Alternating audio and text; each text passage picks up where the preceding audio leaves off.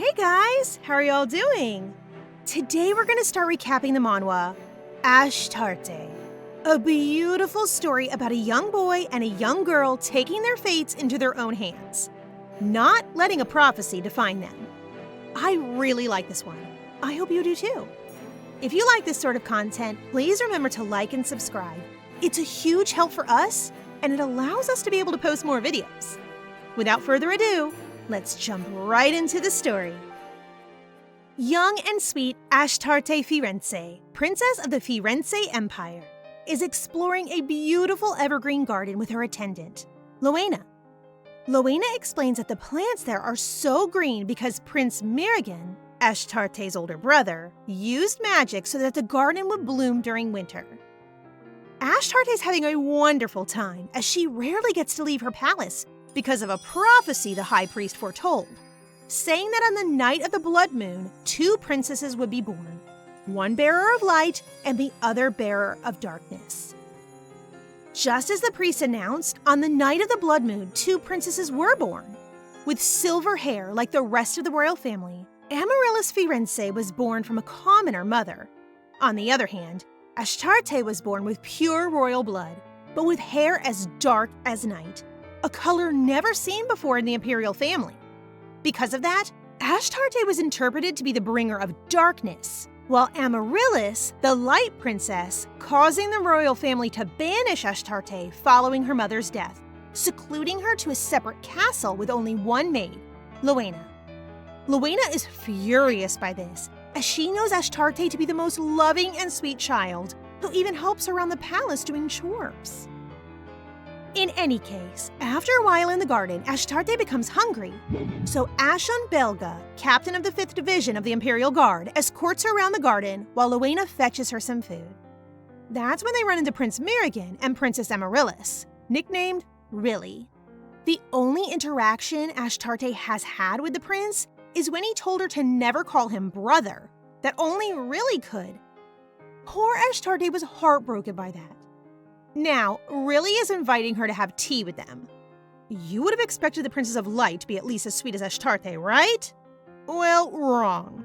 She turns out to be an egocentric, conniving bish who, as soon as Ashtarte sits down, demands to give her a hairpin she's wearing.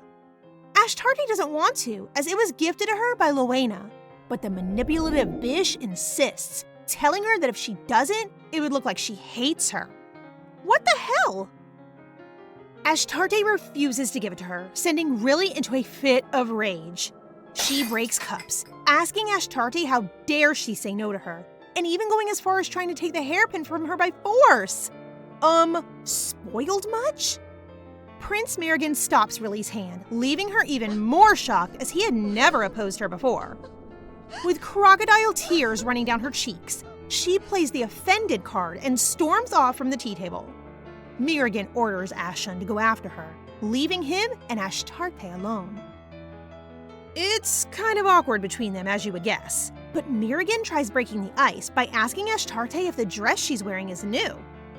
Ashtarte calls him brother by mistake, angering him. Ashtarte gathers up the courage to ask him why she can't call him that, if she's as much a sister to him as Rilly is. But Mirigan is cruel, telling her that he would pick Rilly over her in a heartbeat, and warning her that he won't stop Rilly from hurting her again. Mirigan storms off as well, leaving a crying Ashtarte behind. She's devastated. All she ever wanted was to be loved by her family, but now she realizes that will never be possible. She then finds Mirigan's magic book lying on the table. She opens it and is surprised to discover that she can actually understand the magical language it's written in. While skipping through the pages, she finds a magic spell that allows one to discover their destiny, so she reads it, which causes her to teleport into a dark office where a chained boy is looking at her, warning her to go away if she wants to live. It's been a few days since Ashtarte landed in that room and met the handsome, purple-eyed Rion. He seemed a bit scary at first with the whole "I'ma kill you if you don't leave" speech. Since then, Rion has showed himself to be a true gentleman, giving Ashtarte food and letting her stay there until she figures out how to return home. He's even a bit of a teaser, asking Ashtarte if landing there because of a destiny spell is some sort of pickup line or something. I wish. He even told her the meaning of her name, Ashtarte, who was an ancient goddess of war and love. He's really curious about her, thinking she may be a noblewoman from her manners, but not being quite convinced as her hands are pretty worn out. She even told him boastfully that one of her talents is to go for a week without food. Poor girl doesn't even realize that's wrong on so many levels. He also wonders about her magical talent, as she's been able to read up to 500 spells in just a few days. Ashtarte also wonders about him, noticing he's able to give her unlimited high-quality food, but is also chained up and alone in a room. She asks him if he lives with his family, and with a deviant smile, he tells her he's not sure. He asks her the same thing, but as we know, it's the same for Ashtarte. After some time, Ashtarte finally finds a spell that can teleport her wherever she wants. As she starts saying the spell, a strong wind begins to blow inside the room, causing a bookshelf to almost fall on top of Ashtarte. Luckily, Rion was fast enough to shield her from it. Ashtarte feels extremely guilty about this, apologizing to Rion, who tells her to stop apologizing as she couldn't have helped the bookshelf from falling. Oh my god, they are so cute together. After Rion shields her, Ashtarte asks him if he's worried about her, as his scolding reminded her of Luena. He apologizes, telling her she reminds him of someone too. With that failed attempt, Ashtarte reached her daily quota of 50 spells. Rion imposed it on her, telling her that her mana becomes really weak after 50 spells, and it's best for her to rest and recover to try again the next day. Rion's pretty amazed at her magic skills, as her reading that book means that she's able to naturally understand the 3 ancient languages of the kingdom, Rochek, Sensiberian, and Wayrak, which is a rarity to say the least. She doesn't even comprehend the power she wields by being able to understand them naturally, and so he warns her never to tell anyone of her magical abilities, as it may cause people to become jealous or wary of her power. He then stores the magic book in a high shelf where Ashtarte can't reach. Of course, our extra small-sized girl won't quit just like that, and later gets a staircase to be able to reach the book. Obviously, this ends up with her tipping and falling from the staircase, crying out for Luena as she does. Rion goes to her to help her tend for her bruises, asking her who Luena is. Ashtarte remembers how she first came to be with Luena, and tells him how she was the only one who stood by her side while everyone else, servants included, left her behind, wary because of the prophecy. Ashtarte fondly remembers Luena and tells Rion that she's the main reason she wants to return, so as not to make her worried. While Ashtarte sleeps, Rion is feeling guilty after knowing she has someone she adores waiting for her back home. A captain enters the room, asking Rion how much longer he'll let Ashtarte stay there. Rion's irritated by his inquiries, ordering him to go away. The captain leaves, calling Rion young master, irritating him even further, as with an ice-cold look in his eyes, he turns around to remind him that he's not the young master anymore. Back in the Magic Garden, we are shown what happened to Luena after Ashtarte's disappearance. Luena was bringing a basket full of food for Ashtarte when she ran into Ashen, running behind Princess Amaryllis and the Crown Prince Mirigan, who had just left Astarte. He was quite upset at her, as she had apparently told Ashtarte that the dresses he had gifted her had been gifted by herself. He questions Luena about it, and unable to contain her rage towards him, she replies that he never asked her to tell the princess they came from him. She had chosen to lie to her because she didn't want to give Ashtarte false hope, and even went as far as calling the prince a coward for being sporadically kind to Ashtarte, only to then crush her heart by telling her never to call him brother and ignoring her. Are you looking for a death wish, girl? It also seems that Ashtarte had asked the prince a few days ago to gift Luena a new dress, and he agreed to do so to return the favor of Ashtarte saving his life. Luena then goes on to ask the prince to never address Ashtarte again, to ignore her as he had done for 10 years and not show her any affection, least of all, hope. With this, the prince has had enough of Luena's insubordination, telling her in a harsh tone that she's gone too far. Everyone had thought of Riley as a bearer of light and Ashtarte as the star of darkness because of the hair colors. Kinda dumb, but oh well. Even her 2 brothers, Mirigan and Noah, Mirigan's younger brother, Because of that, they've never seen their sister for 10 years. But it seems that Merrigan's idea of her began to shift lightly after she apparently saved his life, after what seems to be an assassination attempt. Noah came to Merrigan's study to tell him that he tried following the perpetrator but had no luck. And coincidentally, here's when Merrigan made the request for the dresses for Lowena, and even added dresses for Ashtarte, leaving him quite surprised at his brother's gesture. Back in the garden, Merrigan seems to forgive Lowena's life, telling her that it's the first and last act of mercy he'll have towards Ashtarte, given that he noticed how dear Lowena had become to her. He then leaves. Snapping out of her shock, Lowena grabbed Ashen and asked him where Ashtarte was. He told her to go look in the gazebo, but we all know she had already disappeared by that point. Returning to Ashtarte, Rion is taking her on a walk through some gardens outside his palace, full of evergreen lilies of the valley, just like the ones in her hairpin. He takes her to a familiar-looking gazebo, giving her some of her favorite sandwiches. Ashtarte wonders about his shackles. I mean, he's able to roam around freely in his castle and is served like a nobleman, so he's obviously not imprisoned. She tells him that she's not afraid of him and that she'll help him take them off if he wants, telling him there must be a magic spell in her book that'll do the trick. He then grabs her wrist and asks her if she thought he would fall for that. Surprised, Ashtarte asks him why she would try to fool him, to which he replies that he figures she's just trying to get her magic book back, making her groan in frustration.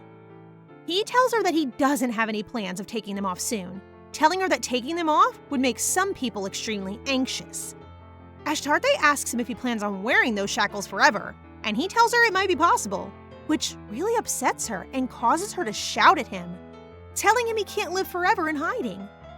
It's then that we are told that in fact, Ashtarte remembers everything from her past life and is actually a reincarnation of a servant who was bought by a viscount to entertain his children.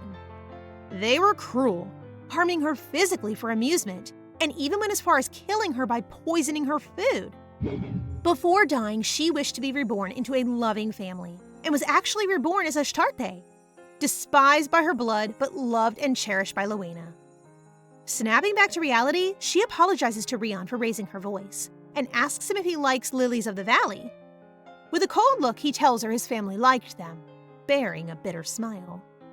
Back in the imperial palace, some rumors about Ashtarte started to go around because Princess Amaryllis told the emperor that Ashtarte had refused to give her her hairpin, insinuating she had been mean to her. This caused rumors about the prophecy starting to go around the palace. Later on, Ashen wonders if Lowena ever made it back safely with Ashtarte from the gardens. His thoughts are interrupted by a desperately worried Lowena, who suddenly barges in and begs for his help, as she can't find the princess anywhere. Sobbing, Lowena tries to explain to Ashen that the princess is missing since the incident in the garden. He remembers the first time he saw the princess, the day after she had saved Prince Merrigan's life by tending to his life-threatening wounds. Lowena had taken her to the knight's training place to demand answers as they thought an intruder had broken into her palace the night before. Remember, Ashtarte had never met her brother Merrigan before, and so she didn't recognize him. That's when Merrigan entered the room as well, thanking Ashtarte for saving him and asking her what she wanted as a reward. That's when she originally asked for Lowena's dresses, and Ashen had noticed how everyone seemed to change after meeting the princess, even Prince Merrigan. Ashen strongly hugs Lowena so as to calm her down. I don't know about you guys, but I'm really shipping them right now. And after she's calm, leaves to go search for the princess. In the imperial castle, some maids are interrupted by Prince Noah while they are looking for the most talented craftsman to make a hairpin for Amaryllis. It seems that after bad-mouthing her half-sister, she had asked her father, the emperor, for a hairpin just like Ashtarte's. The emperor, of course, then sent out a nationwide search for the finest hairpin for Riley. Noah walks past them, who then continue their chattering, not realizing he can still hear them. They're talking about the rumors that have been spreading about Riley's encounter with Ashtarte. Word's gone out that the prophecy has already begun, as it is said that Ashtarte had been cruel to Riley, even trying to hit her so as not to give her her hairpin. We know that's not true, though, and it seems Noah also questions its truth, as he had met Ashtarte before and doesn't think she's the kind of person who'd do that. They met once before while he was lounging outside the palace, while Ashtarte was waiting outside the kitchen for Luena to return with food. He overheard her talking to herself, saying that nobody loved her because she was all dirty. Curious, Noah approached her and kindly gave her his royal cape to wear. He was surprised by Ashtarte's reaction, who said that the cape was too lavish for her. Before leaving, he told her that he had hoped that they would meet again. He's so sweet. In Mirigen's study, he is woken up by a nightmare of his own late mother whipping him, telling him he had to become merciless in order to be the best emperor in history. This had happened a lot in his childhood, before she died from a sudden illness, and clearly left him traumatized. After her death, he wasn't too interested in the prophecy, but after insistence on behalf of the high priest, he met Riley, and after seeing her, he really hoped she'd be the light the prophecy claimed her to be. However, now he's starting to mix up the images of Riley and Ashtarte in his head. Ashen barges into his office to inform him of Ashtarte's disappearance, telling him she's been missing since after he saw her at the garden. Mirigen's heart throbs. Seems he's feeling a bit guilty and worried about Ashtarte, which really upsets him as he thought he hated her. Mirigen tells Ashen since Ashtarte's been missing for a short time now, he'll be able to use his magic to track her down, but in the meantime, to search the whole of Firenze and not to tell anyone else about her disappearance. After Ashen leaves, Mirigen searches for his magic book in order to track Ashtarte down, but is unable to find it, thinking he simply misplaced it. Little does he know that his book is actually with Ashtarte at that very moment. Going back to Ashtarte, seems she finally found a spell that might work to make her go back. It's supposed to let you teleport to someone who misses you. Rion's knowledge of magic is kind of surprising, as he's amazed at finding out Sensiberia's magic included that category of spells. It's explained that the Sensiberian language of magic is a supplementary language that's used in the temple, usually used to create force fields, give blessings, or heal. Anyhow, Rion was about to return the hairpin he took from Ashtarte without her knowledge to her, right when she tells him she found the spell. He hesitates then, hiding the pin again. Ashtarte uses the spell, thinking of Luena, and is able to open a magical gate to her. However, right when she's about to cross it, Rion hugs her from behind, stopping her from going any further. He tells her it's not safe and that something could happen to her. But we all know why he actually tries to stop her, right? Ashtarte struggles against him, being able to free herself right as the magical door is closing. Nonetheless, it seems to be too late, as the magic starts to break down in front of her. Ashtarte is really worn out. It seems that breaking the magic of a spell mid-cast can have a recoil effect on the caster. Rion knew that, and even so interrupted her spell. He then picks up her sleeping body and tells her that he wasn't ready to give her up just yet. However, we see that he said that on purpose, just to ask Captain Kylos Enkavan, captain of his knightage, if saying that would convince him that he would not harm Ashtarte. The captain seems to be highly worried, and Rion questions him if he's worried about her or about him, asking him if he's afraid he'll go on a mad rampage again. It seems it's happened to him before, even giving him the nickname, the Slayer of Elforman. The captain just tells him that the lady has to go back home, as she's not from that country. Back in the imperial palace, Luena wakes up with a jolt. She actually heard Ashtarte calling out to her, but woke up too late. She breaks down again, blaming herself for Ashtarte's disappearance and feeling guilty as she promised a lady, probably the late Empress and Ashtarte's mother, that she would look after her. She then hears a knock at the door. She hurriedly goes to open it, hoping it's Ashtarte, but finds it's Ashen. She drills him for new information regarding Ashtarte, but is surprised when she sees Prince Mirigen appear from behind Ashen, wanting to ask Luena questions about the missing princess. Luena asks Mirigen what he's doing in the Empress Palace, residence of Ashtarte, as the High Priest had ordered him never to set foot there. It seems the High Priest has a lot of influence and power in the Empire, which grew a lot after his prophecy when the princesses were first born. However, Mirigen has already been there once. That time Ashtarte saved his life, and he feels everything started to go wrong since then. The day Mirigen was attacked, the High Priest came to visit him in his study. He said he had word from God, which said an attacker would threaten Amaryllis' life that day, and so he commanded Merigan to protect the light of the Empire. Merigan asked him why he had put such a responsibility in his hands, to which the High Priest replied that it's because he's the most powerful sorcerer in the Empire. Merigan doesn't think he is, though, as he knows his younger brother Noah to have more power and talent than him. The High Priest also told Merigan the princess was waiting to have tea with him. Merigan went looking for Riley, and just in time it seems. He found an intruder breaking into the palace and trying to kill Riley with a sword. Merigan interceded just in time, but the intruder recognized Merigan and said he knows he's skilled at road check offensive magic, then telling him he's learned a new spell himself. Merigan is wary, as using magic without a protective shield could harm Riley and the maids. The intruder then casts the spell, and Merigan is able to form a shield around Riley and the maids. Merigan was badly wounded by the intruder's spell. It seems the intruder was too, as his spell hadn't been carried out properly because it wasn't translated correctly. Merigan was aghast, as he had never heard of that language before. The intruder had used a Wayrak spell, a language Merigan can't read. So if the intruder is able to master the spell, he fears he won't be able to protect Riley.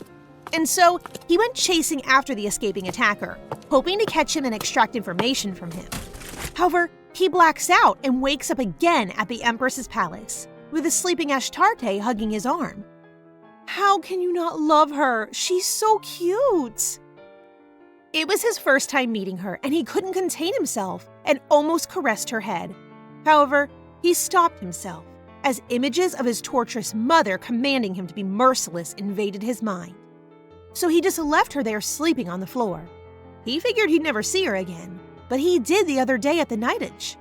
And everything started to change since then. Luena lets them come in, and both Merigan and Ashen are appalled at their living conditions, with the castle literally crumbling down. Luena explains that they didn't have enough funding to fix it. She's tried asking the palace for money, but she's never heard back from them. Merigan feels a sting in his heart, probably because of pity and guilt. Luena then takes them to Ashtarte's room, also pretty run down, which appalls Merigan even further as he never knew a princess was living under such conditions.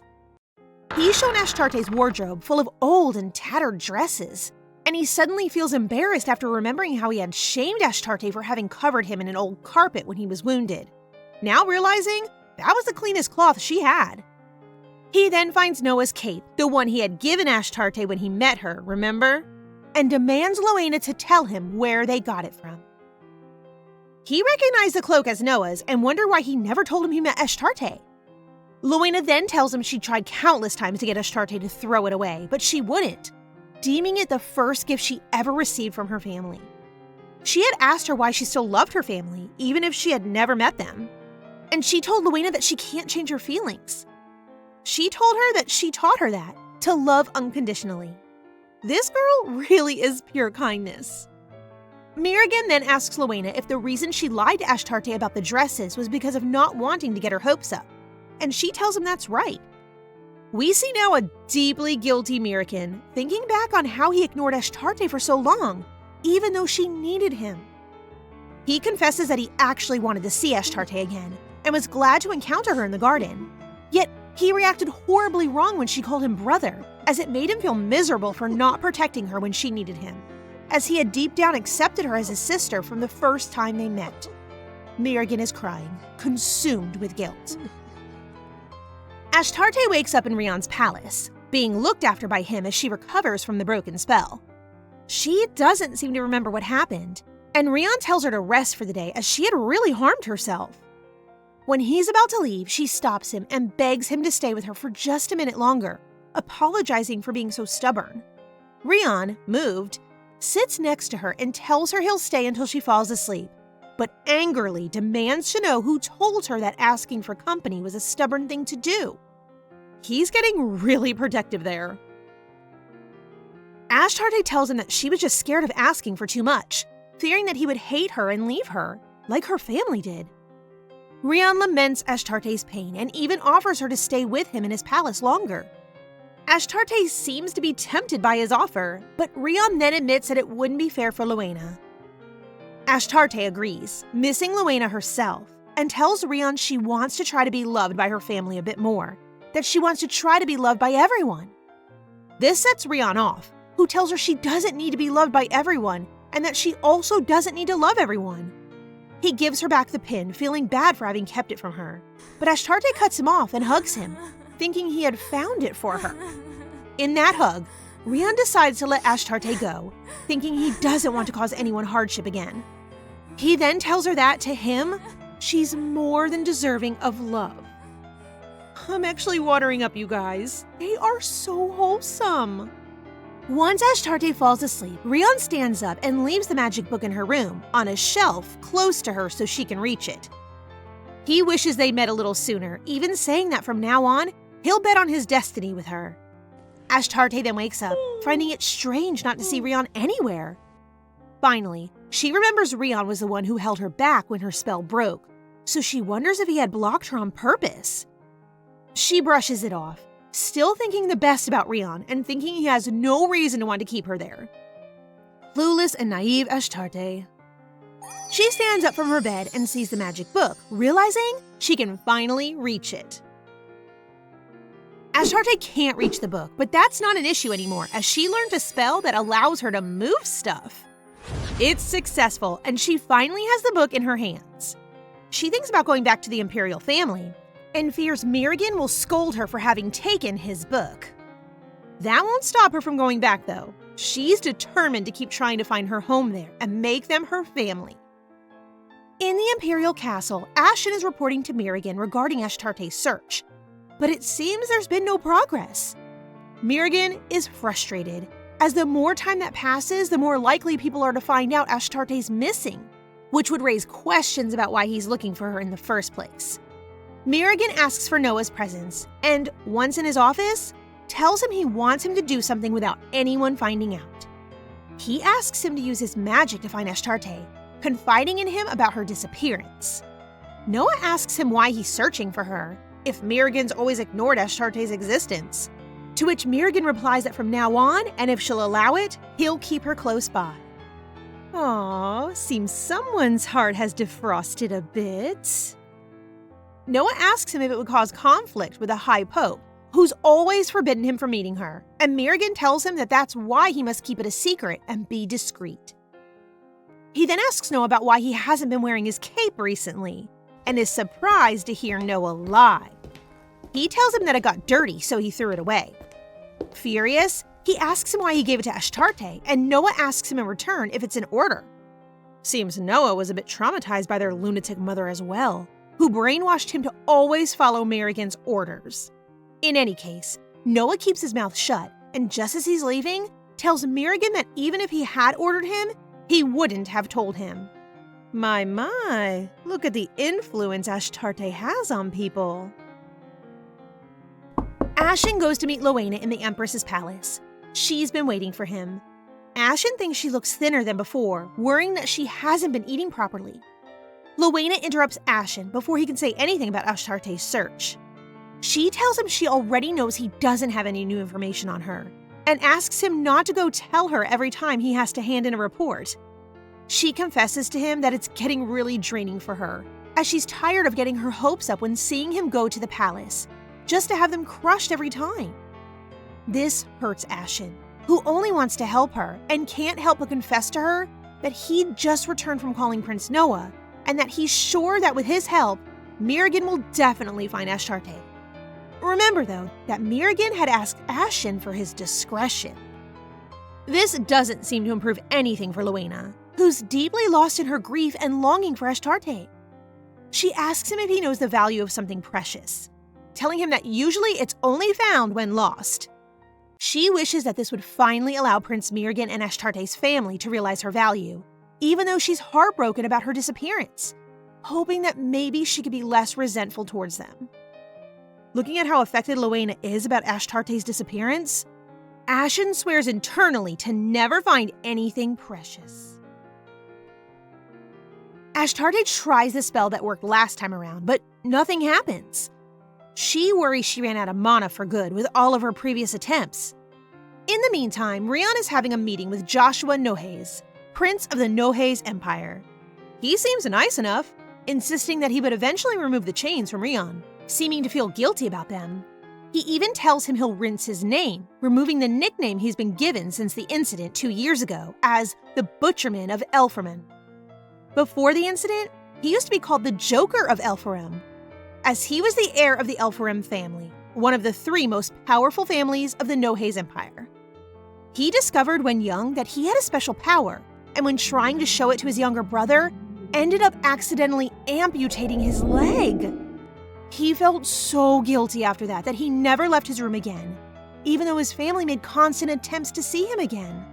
He feared they would hate him for what he had done, and he wouldn't be able to stand their hateful looks. It was clearly quite the contrary, and they were actually trying to reach out to him, but his guilt was too much.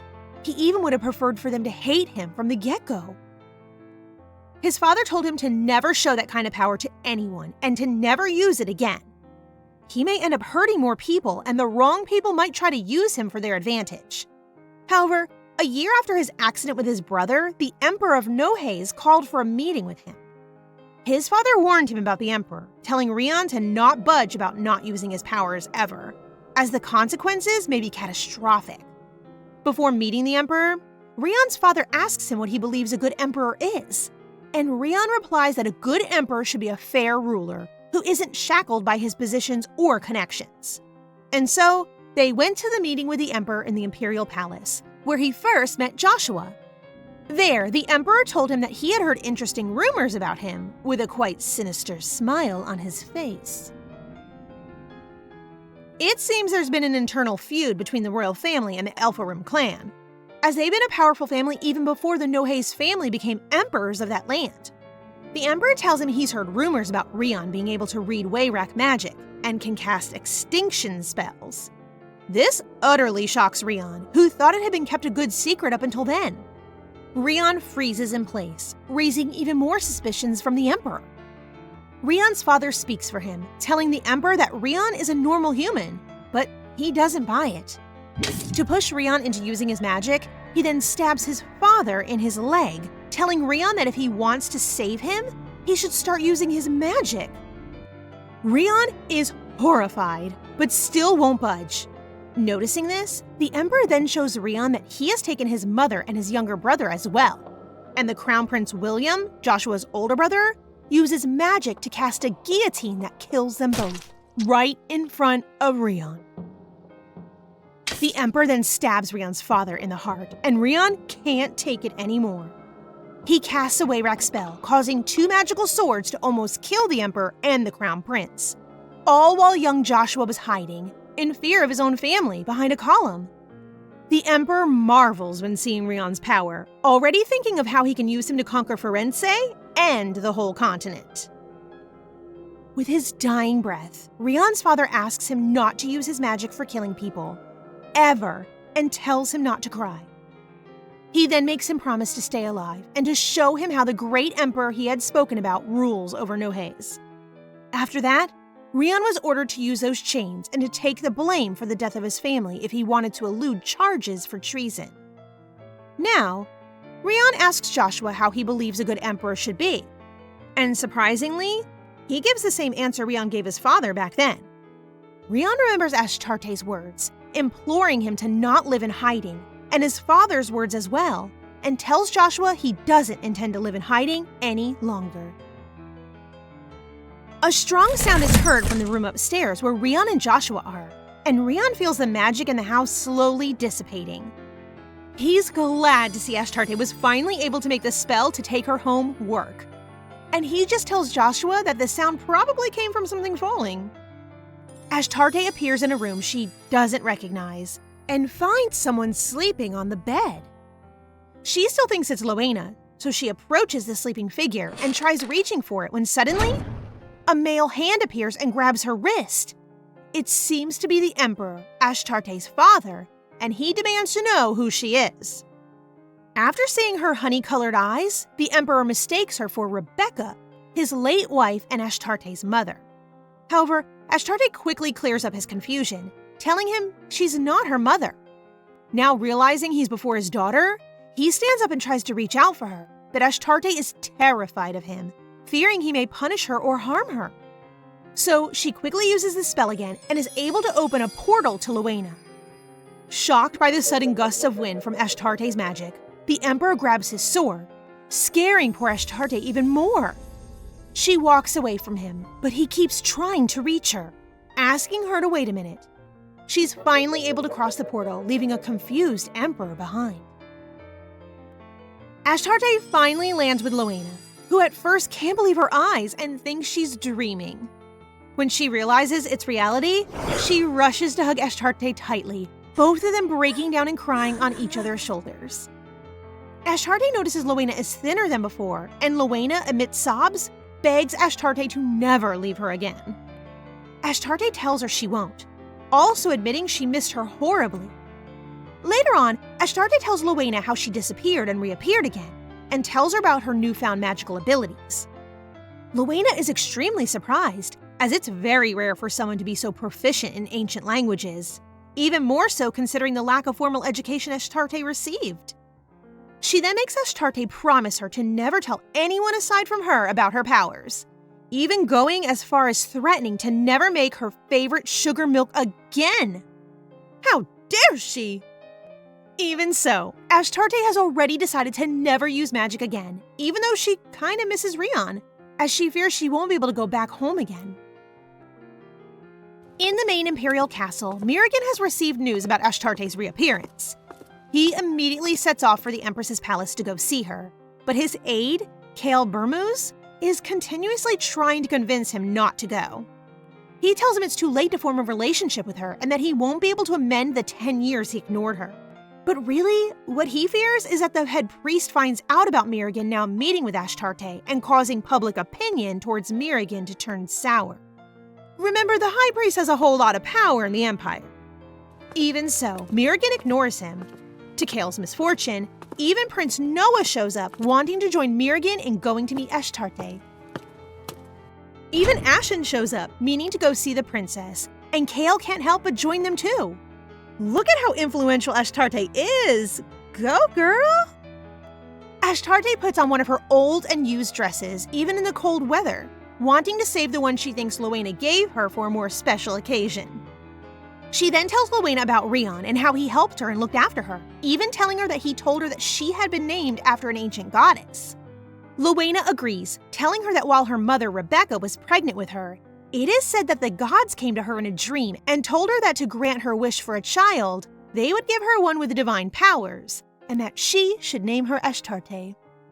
The princess is really impressed at hearing her mother dreamt with the gods, but Luena tells her that her mother actually had quite the amount of divine power herself, as she could read Siberian and had even been one of the principal candidates to become high priestess. Ashtarte then realizes that this story must have happened before Luena came to work in the castle, so she asks her how come she knows so much about it. Before Luena can reply, all the men barge into the palace. Begrudgingly, Luena serves the guests tea while Mirigan asks Ashtarte where she's been the past few days. Something changed in Ashtarte, though. She notices it, and even Mirigan does too. Seems that what Rion told her about not having to love everyone finally sunk in her, and she feels nothing after having both her brother finally visit her, whilst she would have probably been elated before. In any case, she keeps quiet, not yet telling them about her use of magic.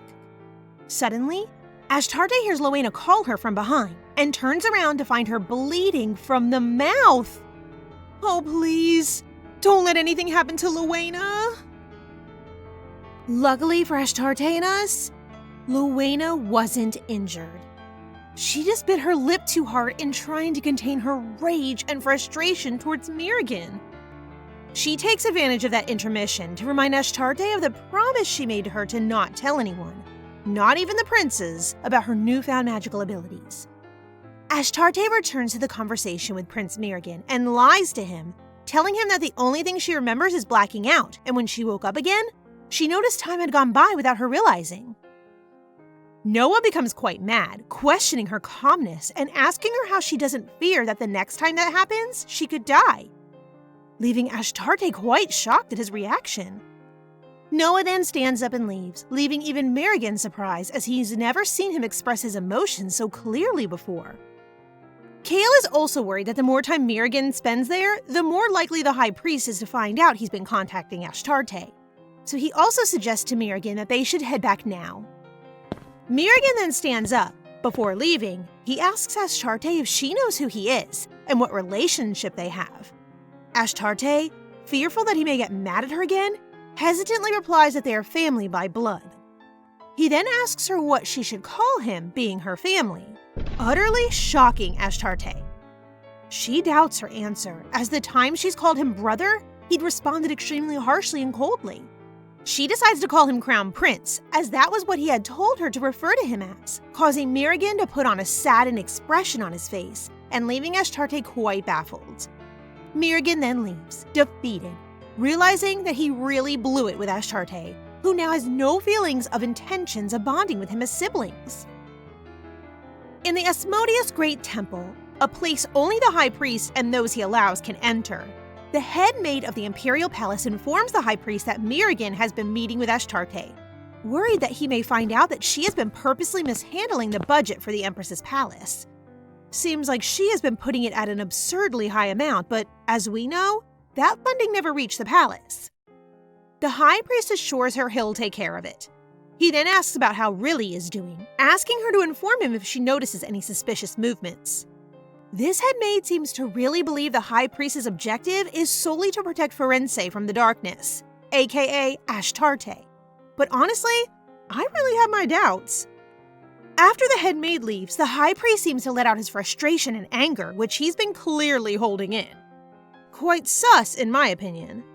He then remembers the Holy Festival is coming up and realizes he can use it to promote Riley's image and influence, thinking that will resolve the issue with the emerging Ashtarte. 1 week after Ashtarte's reappearance, the Emperor is holding an audience with Mirigan, his son. He's scolding him for having gone to the Empress's palace and meeting with Ashtarte. Mirigan explains his reasons, telling him that he wanted to check how truthful the prophecy was, which made Ashtarte to be pure evil. However, he tells his father that after meeting her, he realized she's nothing but a normal child, just like Riley is. The Emperor had also originally been against the prophecy, calling the High Priest insolent for having said his child Ashtarte would ruin the Empire.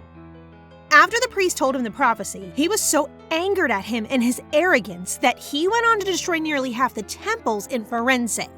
Now, after hearing Mirigan's testimony, he shocks everyone by asking them if Ashtarte is so ordinary, how could she have entered his room in the middle of the night? He tells them then about his random meeting with Ashtarte, describing her as a young child with golden eyes, who called Rebecca Firenze, his late wife, her mother. He then describes how she used magic he'd never seen before to disappear right in front of his eyes, and how he was informed the day following that night that Mirigan had gone to the Empress's palace, which of course raised his suspicions. Mirigan is astonished, as it's his first time finding out Ashtarte has magical abilities. In the Empress's palace, Loena's made Ashtarte beef stew for breakfast. Seems like after the princes visited them, they have never been short on food again, not needing to go to the royal kitchen to beg for leftovers and scraps. Prince Mirigan has been funding their food himself, leaving Loena happy that Ashtarte can finally feed right, but it's still not enough to take her resentment for them away. I mean, she's totally right. They did ignore her existence and leave her alone and starving for 10 years straight, so... It also looks like Loena also noticed Ashtarte's changed feelings for the princes, her family, as she noticed her eyes were completely emotionless when they came to visit them after her return. Ashen then appears, carrying an invitation for Ashtarte from the Emperor to dine with him, shocking both Ashtarte and Loena. Poor Ashtarte's quivering in fear, as she fears he'll want to kill her for having appeared in his room in the middle of the night that time. She tells Loena she doesn't want to go, spitting out diverse excuses that don't seem to be convincing to neither Loena nor Ashen. Loena fears she's become afraid of the outside world, while Ashen blames himself for her fear of leaving the palace, as he feels he failed to escort her properly that time in the garden. Ashen sternly tells her not to worry, even unsheathing his sword, assuring her that if anyone makes her feel uncomfortable, he'll take care of them himself. Ashtarte tries to think of a better excuse, and ends up deciding on faking a stomachache. This seems to work, but results in the Emperor sending stomach medicine to her in return. It's been 5 days since the Emperor's first invitation to Ashtarte, and he's been sending her daily invites ever since. Ashtarte's already used every illness in the book to try to get off the hook, resulting in the Emperor sending her every medicine and supplement known to Firenze, basically. The Emperor invites her again, and Ashen, already up to speed on her excuses, asks her what she wants him to tell him this time. She can't think of anything new, and just tells him she really doesn't feel like going today, nor ever. Ashen is quite distraught, asking her what should he do to get her to go outside. He clearly feels deeply guilty and blames himself for Ashtarte's uneasiness to leave her home, even though we know that's not true. Ashtarte finally realizes, dismayed, that her avoidance of the Emperor has been troubling Ashen greatly, thinking that maybe each time she declines it, it's he who has to take the responsibility and is maybe punished by the imperial family. She remembers that was usually how it went for her in her past life, always blamed for other people's mistakes. Ashen notices her shaking and, removing his glove, offers his calloused hand and reassures her that he won't let anything happen to her and that he'll protect her. So looking at how hard he's trying to get her to leave and how honest he seems, also not wanting to cause him any more trouble, Ashtarte finally takes his hand and agrees to go meet the Emperor. That's when Ashen realizes, just as Lowena had predicted, he's found what's precious to him: Ashtarte. Honestly, I can't understand how no one has realized by now that Ashtarte's the light rather than Riley. I mean, the girl completely conquers the heart of anyone she meets. Ashen escorts her to a tea table in the gardens where the Emperor is waiting for her. Ashtarte wonders why, after all of these years ignoring her and leaving her to rot in the abandoned Empress's palace, everyone in her family has suddenly become so persistent in trying to contact her. Poor girl had just made peace with her situation, and now everything is changing again. The Emperor tells her she really looks like her mother, asking her if she knows what she did to him, telling her that he's still enraged by it to this day. Ashtarte is confused, and he tells her that as soon as she realized she was pregnant with her, she left him, telling her he's convinced that she never loved him and that all she wanted was to have a royal child. Ashtarte comes to the conclusion then that her father's hate towards her was born out of his hate for her mother. However, with her newfound strength and empowerment, she faces him head on, asking him if that's the reason she had to grow up with him hating her and telling him that it wasn't her fault. This startles the Emperor, but before he can respond, an imperial guard runs to him, reminding him that he was late to the council meeting. Before leaving, he asks her if she resents him too, but to his surprise, she tells him she used to, but not anymore. Apparently, hearing what happened between him and her mother sort of made her empathize with him. Honestly, this girl is too pure for the world. Hurt and looking quite guilty, he asks her why she doesn't resent him anymore. But before Ashtarte can reply, the guard hurries him to the meeting.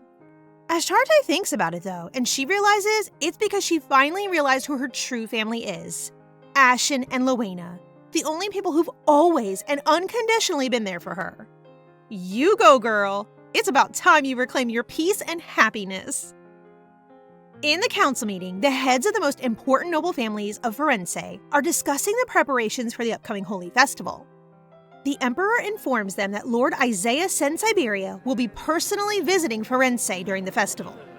Lord Isaiah is the Pope's only legitimate child and his main successor, noble of the last remaining holy nation in the continent, Sen Siberia. One of the nobles present, Marquess Carlos, suggests to everyone that this time around, instead of one of the princes, Princess Amaryllis should escort him and guide him around Firenze, wanting to show him her supposed divinity. He seems to be looking for Riley and Lord Isaiah to form some sort of relationship, thinking this may bring wealth and prosperity to Firenze. Marquess Carlos upsets the Emperor by calling Riley Firenze's one and only morning star. The Emperor is ticked off by this, asking him why he calls her Firenze's only star. The Emperor, quite bothered, reminds everyone there of Ashtarte's existence. Marquess Carlos is shocked to see him mention Ashtarte, as he thought the Emperor was the first person who wanted to forget about her existence. Even so, he apologizes as he doesn't want to be on his bad side. Seems the Emperor caused quite the uproar when he took his charges as, with a just but harsh hand, he sent to kill all the corrupt and unuseful nobles in Firenze. The Emperor then tells Carlos to do as he pleases about the matter of Isaiah's guide, as long as Riley agrees, of course. In Mirigen's study, he's speaking to Noah, who's telling him of the Emperor's meeting with Ashtarte.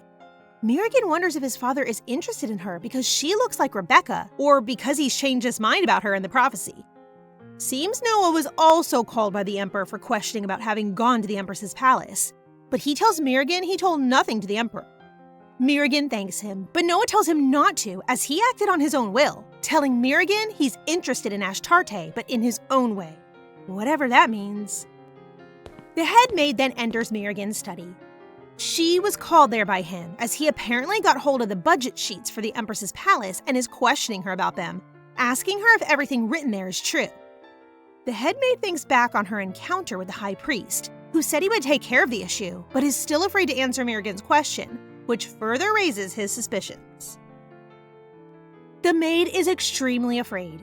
The high priest had promised he'd take care of it, but if he lied, she'd be signing her death sentence by lying to the princes.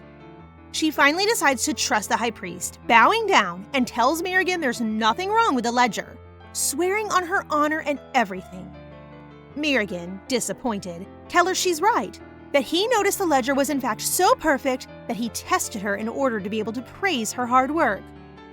She raises her head with a smile of relief plastered on her face. However, Mirigen's not done with her yet, as with a steely look, he warns her that the price of lying or working against the imperial family is, at least, her life. This, of course, drains all the light from the headmaid's face, who shivers in fear. She starts to leave, but turns around after a loud shattering noise was caused by Noah breaking his teacup. He apologizes, looking at the headmaid dead in the eye, and saying the teacups are so fragile nowadays.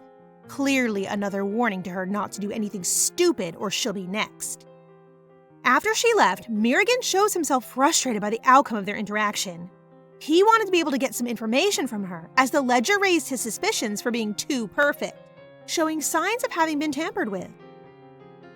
We then see Ashen saying goodbye to his subordinates of the knightage, informing them he'll no longer be their captain as he's going to resign. The vice captain is quite broken up about it, wanting him to stay and asking him why he's leaving them so suddenly. He assures them they are more than prepared to continue their work without him, telling them they are already proper knights, asking them to take care and work hard after his departure. Before leaving, he tells them that he's resigning because there's someone noble he wants to take care of. OMG, each chapter I fall more in love with him, I swear. He goes to hand in his letter of resignation to Mirigen, telling him he wishes to become Ashtarte's personal guard and protect her. Mirigen warns him that Ashtarte is not allowed to have a knightage, and that he'll be demoted to a simple guard, losing all the power and privileges he had until then.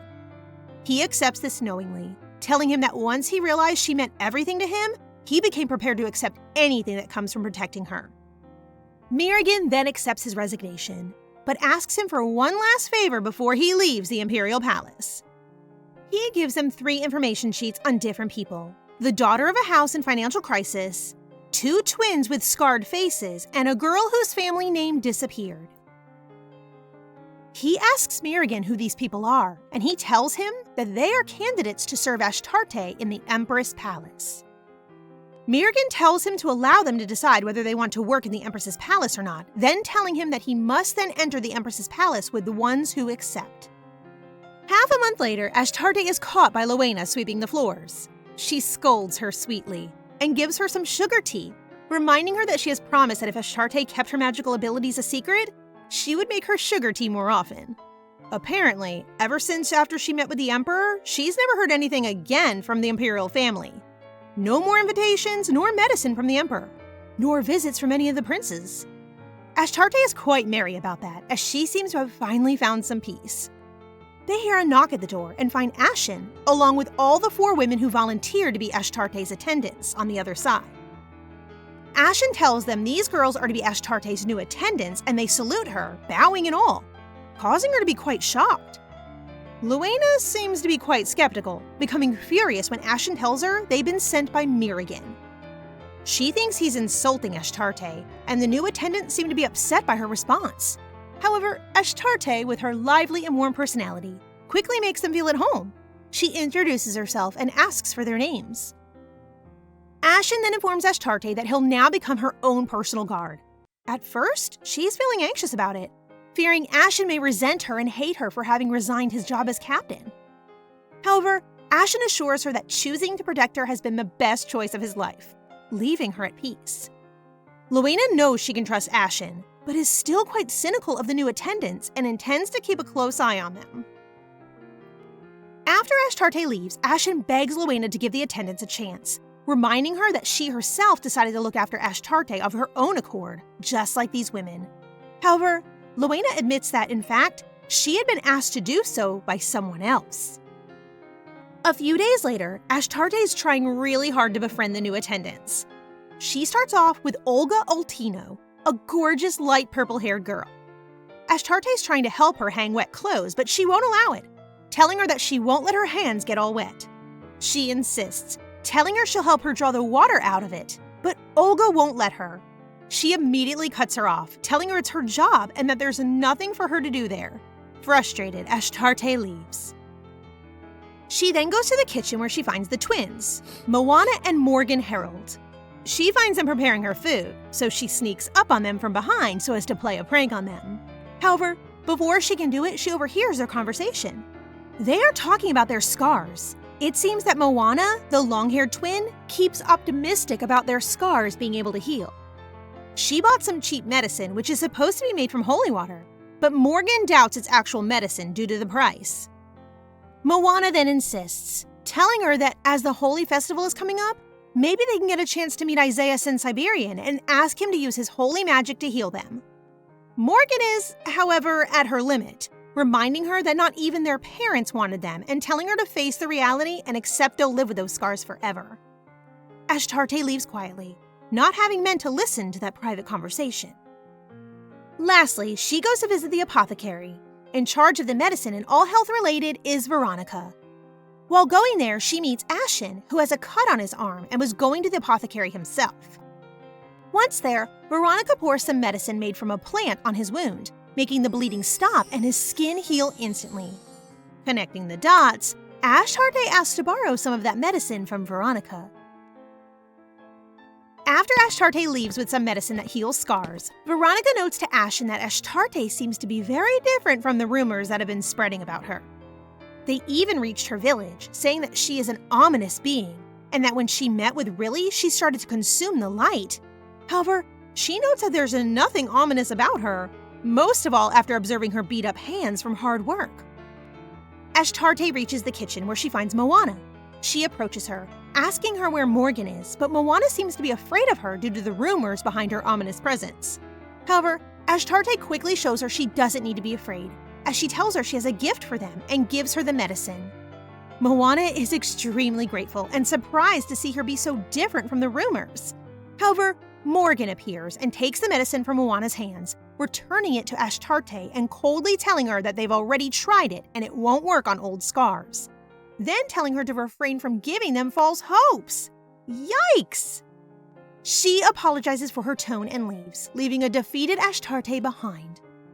Victoria then tells Ashtarte that the Crown Prince deciphered a spell that had incredible healing power, and so she runs to her room to look for the magic book in the spell.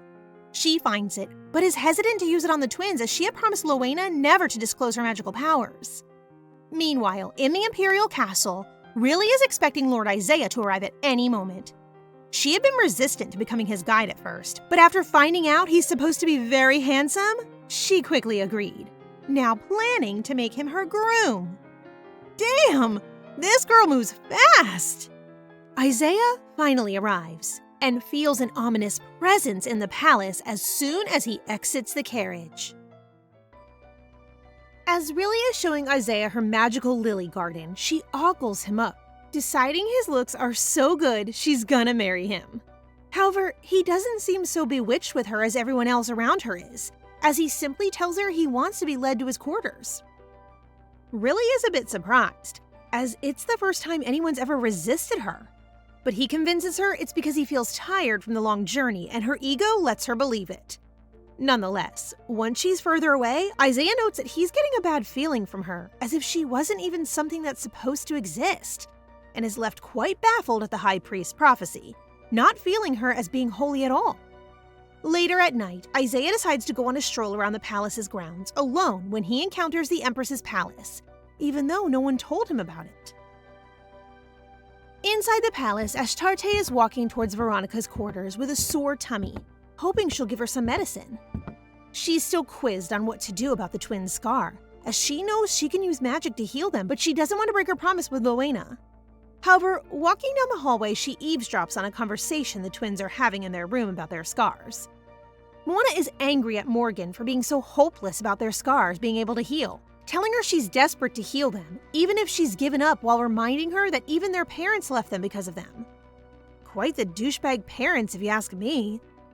At any rate, Morgan breaks down as well, crying and telling Moana that she too is tired of them, and sometimes she just wishes she'd disappear herself. Ashtarte is shocked to hear this from Morgan, as she always seemed to be quite strong and proud of her scar. That's when she bursts in and tells them she can heal their scars. Thus, Ashtarte takes the twins to the woods behind the Empress's palace and starts using magic on them to heal their scars. They're not alone though, as Isaiah is watching from behind a tree. The twins look at each other, elated to see their scars finally gone. Isaiah, who's been watching from behind a tree, is surprised to see her use such pure magic, finally finding the light of Firenze everyone talks about. Ashtarte then makes the twins promise not to tell anyone about her magical abilities, and they comply. The next day, the twins are trying to convince Veronica that their scars magically healed from the medicine they got at the temple before going there. She's reluctant to believe them, as it hurt her pride as an apothecary, but the twins won't budge. Rowena, however, seems to realize Ashtarte had a hand in healing the twins' scars, but she says nothing about it. Later that day, Ashtarte decides to return the magical book to the Crown Prince and the cape to the second prince, hoping it will dissuade her from using more magic, and will make Rowena happy to see her move on from the prince's affection. She asks Ashen to escort her to the imperial palace, and on the way there, he asks her to talk to him more informally, hoping she'll start treating him as family. As they approach the palace, Ashtarte notices no one's paying attention to her being there, and Ashen tells her they're probably too distracted by the presence of Lord Isaiah. It's the first time Ashtarte hears of him, and she's quite intrigued by the rumors that he has a holy appearance. Finally, they arrive at the door of the Crown Prince's office. She hears them talking through the door about her. Mirrigan is questioning Noah about the time he told him he got rid of his cape because it was dirty, asking him if he'd instead given it to Ashtarte. She hears this and is heartbroken as she thinks even Noah considers her to be dirty. She drops everything on the ground and runs away while tears flow down her cheeks. The princes hear that sound and are alarmed, but it's too late. She's so hurt she decides that'll be the last time she'll cry because of them. Mirrigan and Noah open the door to only find the cape and the magic spellbook thrown on the floor. They wonder what she could have possibly heard to make her react in such a way. And then Noah realizes she probably heard Mirrigan say he'd thrown the cape away because it had gotten dirty. Noah's shook, worried she may have heard that, and now hates him based on a misunderstanding. After crying for a while, Ashtarte finally calms down, and Ashen walks with her back to the Empress's palace, after promising her he won't tell anything to Rowena. In the imperial laundry room, some maids are gossiping about Lord Isaiah, wishing to be able to see him and his rumored holy appearance. They're jealous of another maid, May, who's been able to see not only Lord Isaiah, but also Noah and Mirrigan. May appears and continues boasting about this. One of his officers appears and tells him the Emperor has arrived and wants to meet with him. Once in the throne room, Isaiah faces an expressionless Emperor who asks him about the guidance Riley has been giving him. Isaiah replies it's been good, but he believes he doesn't need to be guided by her any longer, shocking the nobleman and most of all the High Priest, who interrupts him and tries to force his hand into accepting the guidance. Isaiah obliges, but asks instead to be guided by Ashtarte, shocking everyone even further. Harem starts going off about how Ashtarte is the darkness of Firenze, and finally, the Emperor interjects, ordering him to shut up. He asks Isaiah why Ashtarte, and he says he just wants to meet her, but the Emperor doesn't trust him at all, as he's a priest. The Emperor then tells Isaiah one of the princes will guide him, and Isaiah seems satisfied with this option. Noah then steps in, offering himself to be Isaiah's guide. The High Priest is utterly displeased with how things turned out, thinking Isaiah is sabotaging his plans. But Isaiah is not fond of the High Priest either, getting from him the same feeling of meeting something non-human he got when he met Riley. We are shown the conversation between Mirigan and Noah that led to Ashtarte being hurt. In fact, Noah has gotten angry at Mirigan for saying that he'd thrown his cape away for being dirty, still trying to not tell him he gave it to Ashtarte. It seems Noah's trying to gatekeep Ashtarte from Mirigan, feeling as though he's always taken everything that was his away from him. He remembers how he felt their mother gave all her affection to Mirigan, as well as Rilly's affection and recognition for their magical talent. He feels as though Mirigan has always taken them all for himself. Thus, he told him he had thrown the cloak away to prevent Mirigan from gaining any interest in Ashtarte. But now it's all become a huge misunderstanding. Some days later, Noah and Mirigan go to the Empress's palace to apologize to Ashtarte and give back the cloak and the magical book.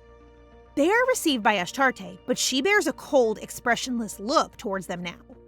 She asks them to take those things back with them, but Noah just asks her if she heard the conversation between him and his brother.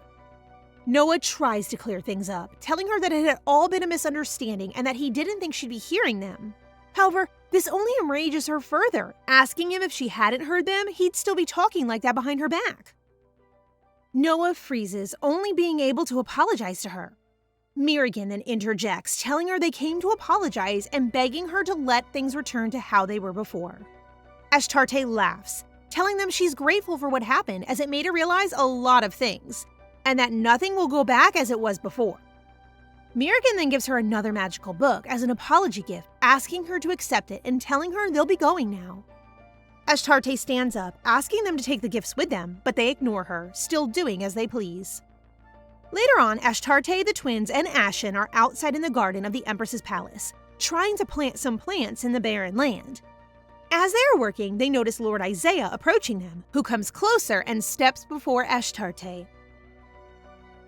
In the tea room, Isaiah asks to speak alone with Ashtarte, and even though they don't know him as he's the Prince of Siberia, they can't refuse him. Once alone, he asks her if she healed the twins' scar, telling her he saw her. He tells her he won't tell anyone if she knows how to use magic, and she makes him pinky promise, just like Luena taught her. She tries threatening him, telling him that he'll face harsh consequences if he breaks the promise, as she's said to be the darkness of Firenze. Isaiah doesn't buy this at all, feeling as though she's the most radiant person he's ever met. He then ties a golden ribbon around her pinky finger, telling her that it is a tradition in Siberia to give another person a ribbon that represents oneself during the holy festival, where back in Siberia, it's called the Celebration of the New Star. Ashtarte is gleaming while learning about another country's culture. He then leaves, and Ashtarte is left marveled by him. She feels he's a bit strange, but ultimately a good person. He even asked her before leaving to call him Isaiah rather than His Holiness next time they see each other. Isaiah then returns to his officers and tells them he was busy giving someone a ribbon. They are really shocked to hear this, as apparently those ribbons are only given to people you mean to seal a bond of destiny with. Back in the Empress's palace, Ashtarte is making black ribbons to give to the people she cares about. She's too sweet for this world. The next morning, Luena informs her there's going to be a visitor coming later that day, and she seems to be really attentive that everything is in order when they arrive. Finally, he arrives, and it's none other than Luena's father, Baron Gwen Juarez. Him and Ashtarte had never met in person before, but she's been looking forward to this meeting for a while, as he's the main reason they'd been able to live in the Empress's palace with no funding. While having some tea, Gwen tells Ashtarte she resembles her mother a lot, especially her eyes. He came there because he thinks it's time to give Ashtarte something. He's told Luena it's finally time to keep his promise, as he fears Ashtarte's mother's vision will come true and Ashtarte will be killed. Gwen tells Ashtarte that her mother left a notebook of hers with him, with the instructions to give them to Ashtarte if she ever longed for her. Ashtarte embraces the notebook in her arms warmly, thanking Gwen for giving her such a meaningful present. At night, Ashtarte goes to her late mother's bedchambers, noticing how it's always impeccably clean thanks to Luena. The Empress's notebook is sealed shut, and Ashtarte can't figure out how to open it. She'd hoped that bringing it to her mother's room would have made a change, but it's still sealed. Disappointed, Ashtarte rests her head on the book's cover while telling her mother she misses her, causing the seal to open. In a dream or trance, Ashtarte sees her mother, Rebecca, and young father, Orwin, meeting in the imperial gardens. They seem to be pretty smitten with each other, as Orwin asks her about her stomach, worried her pregnancy might be giving her stomach issues. But Rebecca assures him their child is well behaved and, unlike him, doesn't torment her. Playfully, she tells him he left her lonely by going away for 3 days on work business, and he seems to be very submissive to her, apologizing and all. Ashtarte is surprised to see how fond of each other they were, as she remembers the Emperor telling her that her mother never loved him and disappeared as soon as she got pregnant with her, making her wonder whatever caused him to believe that. She's then taken to a moment further along in time, where a young Lowena and Gwen are asking Rebecca why she's decided to stay away from the Emperor. She explains that she had a vision that the Emperor will end up killing Ashtarte, so she believes the best thing to do for her is to keep away from Orwyn. Lowena and Gwen tried pleading with her, telling her to at least explain this to the Emperor, but she insists on keeping it from him, as he never believed in prophecy, and this vision had come to her in a dream right after unveiling new San-Siberian magic. Ashtarte then wakes up and starts devouring the notebook, which turns out to be her mother's diary. There, she discovers her father became mad at her mother and eventually her because of their miscommunication, but in reality, he didn't even bother to check on Rebecca himself either. As Ashtarte keeps on reading, she gets to a part in which Rebecca writes that she heard from an attendant that Orwyn asks for another woman to be sent to his bedchamber, wondering if he's already stopped loving her.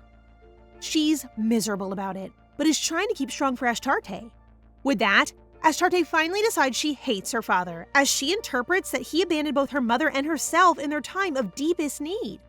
The next day, we see Riley about to throw a fit to her attendant because Isaiah didn't show up to see her, again.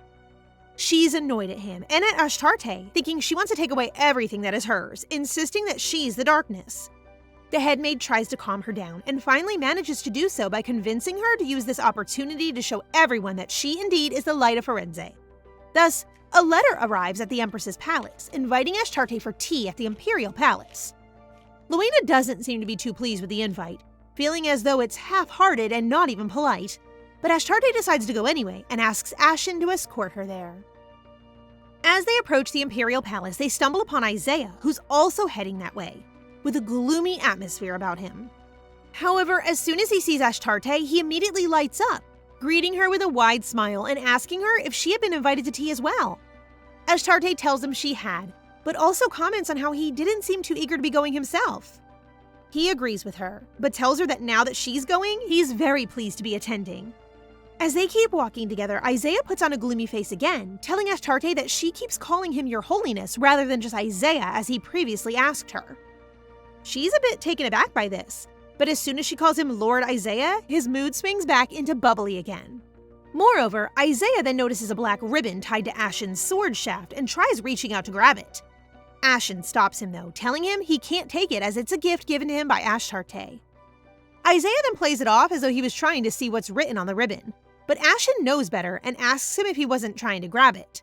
Without denying it, Isaiah just turns to Ashtarte to ask her if there's a ribbon for him too, and she confirms there is, but she left it in the Empress's palace as she didn't think she'd meet him there.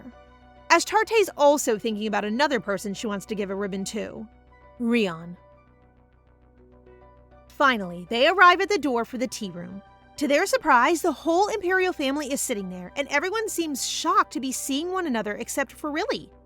She poses as being happy to see her, but as soon as she notices she came with Isaiah, her expression changes as she asks him if they came together. Ashtarte senses she has to be cautious about her answer, but before she can say anything, Riley notices her new hairpin, which was also given to her by Gwen from her mother. The Emperor also seems to notice the hairpin, and furious, he demands to know where she got it from. Ashtarte's really shaken from this whole situation, wondering why on earth they would call for her if they were going to treat her so horribly. Riley, being the egocentric brat she is, tries shifting attention to herself by telling Ashtarte that her new hairpin isn't as pretty as the one her father got for her, boasting about how expensive it is. Nonetheless, the Emperor doesn't seem moved by this at all and insists on asking Ashtarte where she got the hairpin from. Starting to get annoyed herself, she responds firmly that it's hers, but the Emperor just tells her it's not as he gifted it to Rebecca. Now yelling, she exclaims that it's something her mother left for her, but the Emperor is so consumed in his own narrative that he can't bring himself to believe that Rebecca kept it for all those years, as it would suggest she loved him rather than hated him. This makes Ashtarte furious as she realizes he'll never be able to see how much her mother truly loved him. So, She makes a firm statement to all those present, telling them that she'll stay in the Empress's palace and won't leave it from there on after. She continues by saying she won't go out if they don't want her to, and as she knows they hate her, she asks them not to pay any more attention to her. Apart from Riley, who seems quite pleased with how things are turning out, everyone else there gets upset by her decision. Noah even jumps up, telling Ashtarte he doesn't hate her. Nonetheless, Ashtarte turns to face them again, coldly, telling them she's the one who hates them now. As they are heading back to the Empress's palace, Isaiah asks her if she's okay, but Ashtarte seems to be happier than ever, relieved to have finally expressed her true emotions towards her family. Isaiah also asks her what she meant when she mentioned the 10 years. Apparently, after declaring her hatred for them, Morgan asked her what they could do to gain her forgiveness, and she replied by telling them that they could do as she did and wait for 10 years. Therefore, she explains to Isaiah that for the first 10 years of her life, she never met her family due to the oracle, which in turn makes him think she hates him if she resents the god which sent down the oracle and him for serving it. Immediately, Ashtarte tells him she doesn't hate him, calling him one of the good priests and making him smile. Finally, we get to see Rion again. He's having a meeting with the second prince of the Firenze Empire in his office in the Elforman estate.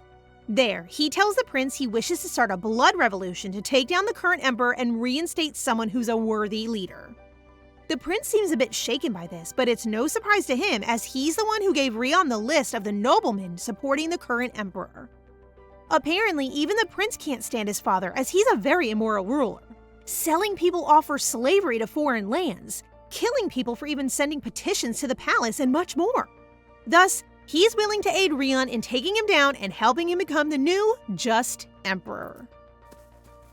Some days prior to his meeting with the second prince, Rion has asked his servant to do some research on Ashtarte, and he finally found out she is the second princess of Firenze. Given that Firenze is a strong nation, Rion's plan to reunite with Ashtarte is to build Nohes into a strong empire as well so that they can meet again as equals. Back in the Empress's palace, there is an alarming hard knocking on the main door.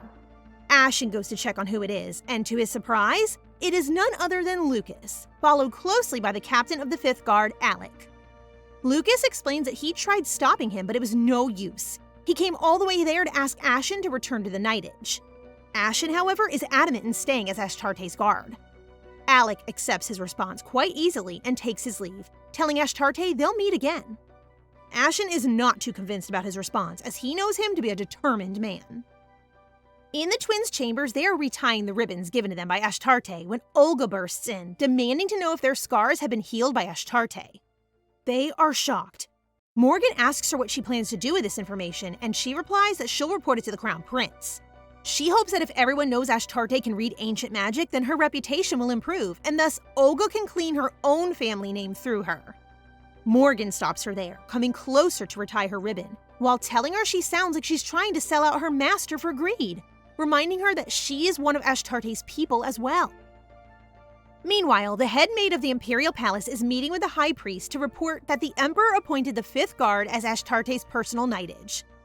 Completely outraged at this, as Riley was the only one with that privilege before. The High Priest cuts her off, reminding her that Ashtarte had promised to stay in the Emperor's palace. Thus, he orders her to keep an eye on her movements there, assuring her that the knightage means nothing. Ashen, Luena, and Ashtarte are extremely surprised to see a whole knightage awaiting them outside, led by the Emperor. Alec steps forward and introduces himself to Ashtarte, telling her that from that day on, they are going to be her very own dedicated knightage. The Emperor notices she doesn't look pleased about it, so he asks her what it is that she wants, to which she replies, as cold as stone, that she wants nothing from him. She reminds him that she won't be leaving the Empress's palace, so there's no need for him to start treating her well now. He looks upset, asking her if Rebecca left anything else for her that would make her resent him now. Ashtarte denies so, but he insists, and finally, she asks Luena to go pick her mother's diary from her room. As he devours through its pages, his gaze turns more and more sorrowful. Ashtarte had originally thought that her father didn't have the right to read her mother's journal, but now she thinks it'll suit him well to feel regretful about everything he's done. He finishes reading the diary and returns it to Ashtarte, tears falling down his cheek. Swallowed by guilt, he tells Ashtarte that anything she wants, he'll give to her, so she firmly demands the knightage be removed. However, the Emperor remembers when Alec came to him, requesting to be designated to her, and the sudden worry he felt for her safety after having a vision of her being murdered. Therefore, he forces her hand into accepting them, telling her that if not, they'd lose their jobs. Lastly, as he leaves, she requests him not to approach her anymore to allow her to hate them and heal, which he accepts. Time flies by, and the Holy Festival is at its end, meaning that it's finally the day for Isaiah to return to Siberia. He has one last reunion with Ashtarte, who looks quite disappointed to see him go, making him relieved. He confesses to her that he's relieved because her being sad about him leaving means that he's won her over. But this only makes Ashtarte become more confused. She clearly only views him as a good person, poor lad. But he tells her that he hopes her thoughts about him change next time they see each other, in the next Holy Festival in 5 years' time. She's even more confused than before, but he stands to get closer to her, and while touching her hand, tells her that he hopes to become more than just a good person to her. Also noticing he's wearing the ribbon she gave him, Ashtarte can't help but blush at this. After that, Isaiah is gone. In the Amadeus Temple, we see the high priest murdering a young woman. Later, he is called on by another woman asking about the health of her daughter. Shockingly, she looks identical to Rebecca, but we learn that she was only hired by the high priest to be the woman who slept with the emperor that night to birth Riley. She was clearly chosen because of her resemblance to Rebecca, and after giving birth to Riley, the high priest bought her silence by paying her monthly. However, she now seems worried as she went to the doctor recently, where she learned that she has been infertile for quite some time now. The high priest tries convincing her that even more so, this is proof that Riley is a miracle and the light of the Empire. But the woman fears that she may not even be human. Menacingly, the high priest tells her not to worry and keep living in silence. Meanwhile, the Night Edge seems to have molded into the Empress's palace quite effortlessly, mounting guard every night and commuting from the dorms to be there. They are helping everywhere they can, even helping Olga carry a bucket of water. Ashtarte is walking by and notices Olga's ribbon has come loose, so she hastily approaches her and sweetly ties it again for her. This makes Olga feel uneasy as she's still on the fence about selling her out to the prince or not. She asks Ashtarte why she treats her so kindly, and dumbfounded, Ashtarte tells her that it's because she's one of her people. Ashtarte reminds her of the first time they met and that she was the first person to greet her, confessing that ever since then, she's been trying to befriend her as she feels like she's a very kind and reliable person. This finally wins Olga over, deciding to keep her magic a secret. Meanwhile, Rion is leading the rebellion in the Firenze Empire. They've already arrived at the imperial palace, where they have the emperor cornered and the crown prince restrained. The emperor scorns him for using his magic against the royal family, asking him why he's taking revenge after so many years. However, Rion has a follower read the emperor all the charges he's facing for corruption. The emperor laughs, asking him what he plans on doing after killing him, but his laugh is cut short when Rion informs him that he plans on making him watch as his family is killed, as he had done to him killing the crown prince. Then, he reveals that he plans on serving the new emperor, Joshua. He steps up, telling his father how he won't stand back and watch as his tyranny destroys the empire, as Rion administers the final blow that kills the emperor. With that, Joshua is now in the throne. Rion plans on making Firenze stronger to meet again with Ashtarte. 5 years have passed, and in the Empress's palace, Ashtarte is reading a letter she's received from Isaiah. Morgan and Moana are fangirling about it, as it told Ashtarte that he'd be coming to see her in the upcoming Holy Festival. Ashtarte blushes but brushes them off, leaving to ask Rowena for some cloth dye, as in the letter, Isaiah also reminded her of the tradition of the ribbons, asking her to make one for him. Gosh, I'm really split between Isaiah and Rion, you guys. Moana approaches Ashtarte with a letter from the Emperor. She asks her to throw it away as she's not going to read it. It seems as through the years they haven't respected her wishes to be left alone and keep sending her gifts and letters, all of which she's never opened. Apparently, the outskirts of Firenze are contaminated. The land and river have all dried up and nothing is able to grow there anymore. The nobles are debating on whether they should ask Siberia for help, but the high priest has told them he has everything under control. Nonetheless, many harmful rumors are being spread as many speculate this is a result of Ashtarte, the so-called darkness, being alive. They are all afraid this is a punishment from God, fearing that Horium's prophecy will come true. Meanwhile, in the imperial palace, Riley is asking Medena if Isaiah will be attending this year's holy festival. Medena tells her that's right, making Riley excited to have Isaiah meet her all grown up, believing that now he won't be able to refuse her in favor of Ashtarte as he did before. She also asks Medena about Ashtarte, wishing out loud that she just disappear, and making Medena convinced that Ashtarte has to be dealt with immediately, as she believes she's been troubling Riley. I don't like where this is headed, guys. In the Empress's palace, Veronica is giving Luca a book to return to the Imperial Library.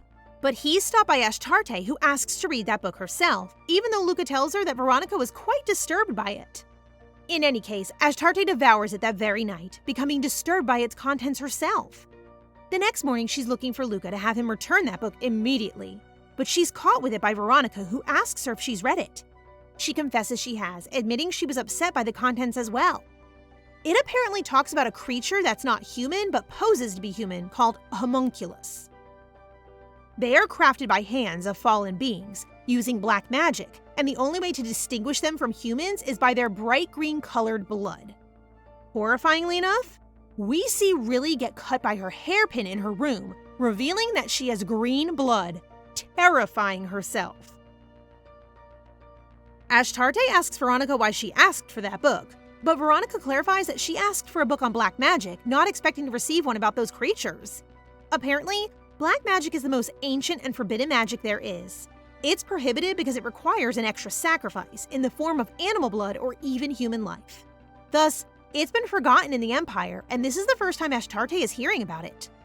Ashtarte is still wondering why Veronica would need to learn about black magic, but she simply states that it's part of her scientific curiosity as an apothecary. However, Veronica has another reason to be interested in black magic. Apparently, 10 years ago, someone dear to her, Azalea, suddenly died after moving to the capital as a priest. They told her that she was killed for having gone against the high priest after he told his prophecy, but Veronica knows there's more to it. In the Imperial Palace, they just held a meeting regarding the contaminated land in the north. His Majesty is informed of the advances of the Nohe's Empire, which has just conquered an empire on the border of Firenze, and they intend to send a delegation to meet with them. In the Empress's palace, Luena gives Ashtarte a letter from the Imperial Palace that Ashen insists she receive. It's a petition from the Emperor for her to attend the baptism of the Imperial family that will take place at the beginning of the Holy Festival. Luena asks Ashtarte if she'll go, and as they are official business regarding the Imperial family, she says she must. Meanwhile, Riley has locked herself in a room as she makes herself bleed in various parts, being horrified each time as she always bleeds green. Not only that, but as soon as she's hurt, the wound immediately heals itself. She's appalled as she realizes for the first time in her life that she's not human, and that if it hadn't been for her brother's constant protection, she would have probably learned about it sooner. She hastily cleans everything up so that Medena nor anyone finds out about her new secret, as she believes she'll be treated as a monster and shunned out like Ashtarte was. Mirigan is heading towards the Empress's palace, longing to see Ashtarte once again, but he's being stopped by his advisor, Kale. Kale's trying to convince him to wait a little longer as they'll see each other in the royal baptism, also reminding him that he'd promised her to keep away for at least 10 years. Mirigan is adamant on going though, only turning to face Kale with sharp eyes after he tells him that people will perceive his actions negatively, as everyone is blaming Ashtarte for the contamination of the borderlands of the Empire. Building up some courage, Kale tells him that if he goes to her palace now, it'll only harm her circumstances more, as people will blame her even more, which finally makes Mirigan come to his senses. He wants to see her so badly, not only because he misses her, but also because this year she'll be turning 16 and becoming a debutante. So he wants to congratulate her personally. But he desists now that he realizes it may do more harm than good. Meanwhile, Gwen is giving Ashtarte a gift, and she's surprised as it's not even her birthday yet. He tells her he wants to give it earlier to her as she may need it soon, and it turns out to be this gorgeous black dress he got from a very famous boutique called January. To Ashtarte's displeasure, a few days later, the day of the baptism arrived. She's put no effort in her appearance, meaning to go and come back as quickly as possible.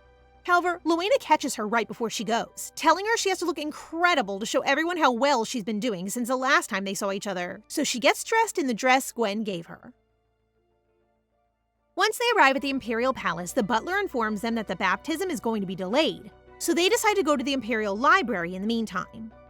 As they're heading there, Ashtarte is alarmed by a hard slapping sound, and so she goes to take a look at what's going on. Close by, they find two former maids of the Empress's palace, Marianne and Kate, being harassed by two other maids from the imperial palace. They are bullying them for having come from the Empress's palace, saying that they are contaminated, but they shut up as soon as they see Ashtarte beside them. They apologize, but Ashtarte bears a cold, dead look in her eyes. She reproaches the bullies and then asks her former maids what they're doing there. Back when Ashtarte was a toddler, it seems that all the maids but Lowena left her to work for Riley. Nonetheless, Kate and Marianne had missed the timing, so they stayed behind as well. But as soon as they got another chance, they left Ashtarte without ever turning back. That's why now Ashtarte is surprised to see them being mistreated as they are, feeling a bit bad for them. However, as soon as they start trying to treat her well again, she cuts them off, telling them coldly that they shouldn't try to get in her good graces now. Still feeling bad for them, she turns to their bullies and warns them never to touch them again, instantly scaring them off. In the capital, a very good-looking Isaiah and a group of priests are hurrying to the imperial palace as they are running late for the baptism. One of the priests asks him why he's attending this year's holy festival, given how busy he is with the contaminated lands, but he simply states that he has a promise to keep. He bumps shoulders with a hooded man with deep violet eyes, clearly Rion, and they lock eyes for a moment. In that second, Isaiah felt overpowered by him, and Rion notices the ribbon Isaiah is wearing, which is the one Ashtarte had given him 5 years prior. Finally, Ashtarte enters the imperial throne room. Mirrigan stands up, elated to see she came, but Ashtarte coldly tells him that she came only because she was obliged. Her father then tells her she's grown pretty, coyly adding that she's read his letter. Callously, Ashtarte tells him that this is the only letter she's read of his, asking all of them to stop sending her gifts and letters. At last, the priests arrive, and Isaiah freezes on the spot as he gazes upon Ashtarte. Riley stands up, furious to see him look at Ashtarte with those eyes. He snaps out of it, and the baptism begins, starting off with Ashtarte. As soon as Isaiah casts the blessing spell on Ashtarte, she's enveloped by strong light, which then dissipates away from her. They are all worried, thinking that this may mean that she can't be blessed, but Isaiah is joyful, telling them that she can't be blessed by him because she's already been blessed with a much stronger blessing. The Emperor is furious, telling him he's taking them for fools as the only person who can cast a stronger blessing than him is his father, who never visited Firenze. But Isaiah informs him that Ashtarte has been blessed by a god, leaving everyone speechless and really consumed in worry. Ashtarte recalls Lowena told her that her mother used to meet with the gods in her dreams, where they gave her her name, and she thinks that maybe her mother might have been blessed by them, passing it on to her. It's Riley's turn to get baptized now, but as soon as Isaiah places his hands on her head, she slaps them away, throwing a fit and refusing to be baptized. She insists that she has High Priest Horium, so she doesn't need a blessing. But everyone knows that refusing a blessing from the Prince of Siberia in favor of a High Priest is ridiculous, as they can't even give blessings themselves. Horium immediately arrives, holding a crying Riley while she tells him about her blood. He comforts her, clearly aware of why she's like that. As soon as everyone else's blessings are finished, Ashtarte approaches Isaiah to talk before heading back to the Empress's palace. He's completely flustered, unable to speak properly after seeing her smile, making the other priests laugh a bit. He insists that she can go back to the Empress's palace now and that he'll go see her there later, clearly unable to get a hold of himself. Lastly, as Ashtarte turns to leave, she's called by her father, who wants to make sure she's all right and has everything she may need or want. She's frigid, not even turning to face him while telling him that the only thing she needs is time to hate all of them. Then, Mirrigan asks Ashtarte to give them a chance, which really sets her off, reminding them of how they never gave her a chance when she was just a child.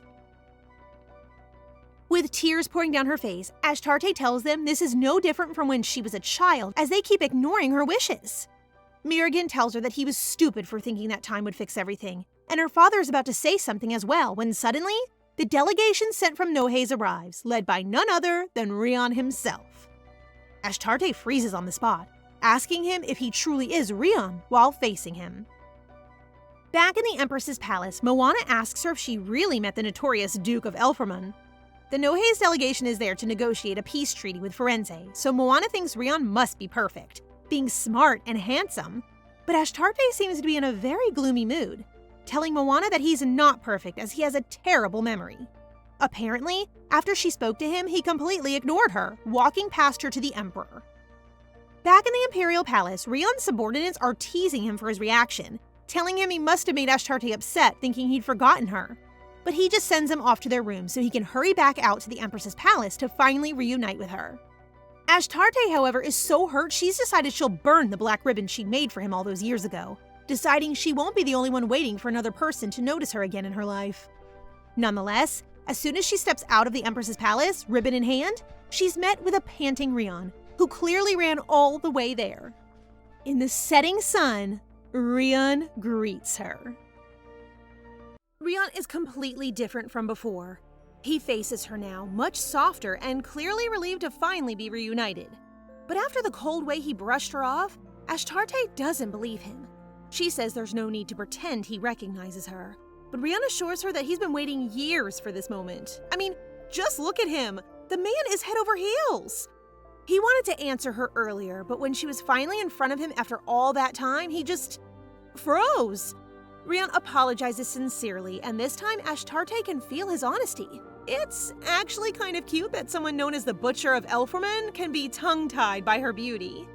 At first, the princess laughs, and then scolds him for embarrassing her like that. She really missed him all these years, which is kind of rich from her since she's the one who left without saying goodbye. But Rion missed her too, obviously.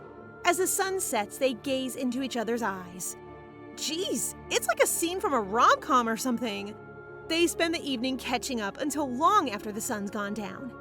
Ashtarte explains that he has very good timing. If he'd arrived just a few minutes later, she would have burned his ribbon. Worried she'll throw it away, Rion snatches the ribbon, noticing how his name is stitched into it. The sewing is somewhat messy, so he teases her for it. Give the girl a break! This was 5 years ago! Ashtarte offers to make him a new one, but he holds it close and asks who else received a ribbon from her. Everyone in the Empress's palace, of course, but before she can mention Isaiah, Rion asks her outright. She is surprised, but he already saw it when the two boys passed earlier. So instead, he changes his question. Which ribbon did she make first? The one for Isaiah or for Rion? Oh, so he's the jealous type. Ashtarte is a little flustered, but seeing his sincerity, she realizes this is important to him. The young boy she met all those years ago has matured. After all, a lot can happen in 5 years, especially as a teenager. She doesn't answer him, and Rion drops the questions, switching the conversation topic to the rumors spreading through Firenze these days. Among all the usual nasty things people say about Ashtarte, he also heard that she never leaves her palace. Ashtarte confirms that this is true, and he asks why. She turns away and simply says that people are afraid of her. Of course, we know that the truth is more like the opposite. These days, it seems like Ash is more scared of her family and the emotional damage they can cause than anyone is scared of her.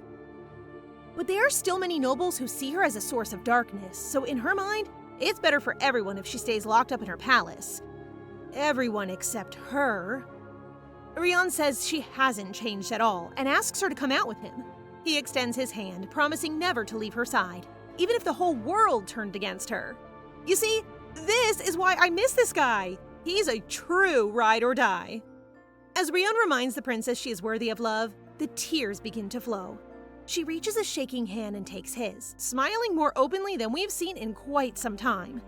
These two are so cute together, but is anyone else kind of torn?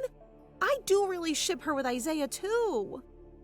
Meanwhile, back at the Imperial Palace, Riley is still having a meltdown about her blood being green. And honestly, I actually feel a little bad for her. I mean, what would you do if you found out you weren't human? On her knees before the high priest, she sobs as she explains that her wounds also healed instantly and begs him for an explanation. Instead of helping her, Horam kicks her hard. After all this time keeping her secret and raising her so carefully, in the end, she found out the truth. That Amaryllis Firenze, princess and shining light of the Firenze Empire, is actually a homunculus that he created himself. Well, I think we saw that one coming, but does he have to be so evil about it? While Riley is having an existential crisis, Rion and Ashtarte have run to the edge of the Empress's palace and have reached the Lily Garden.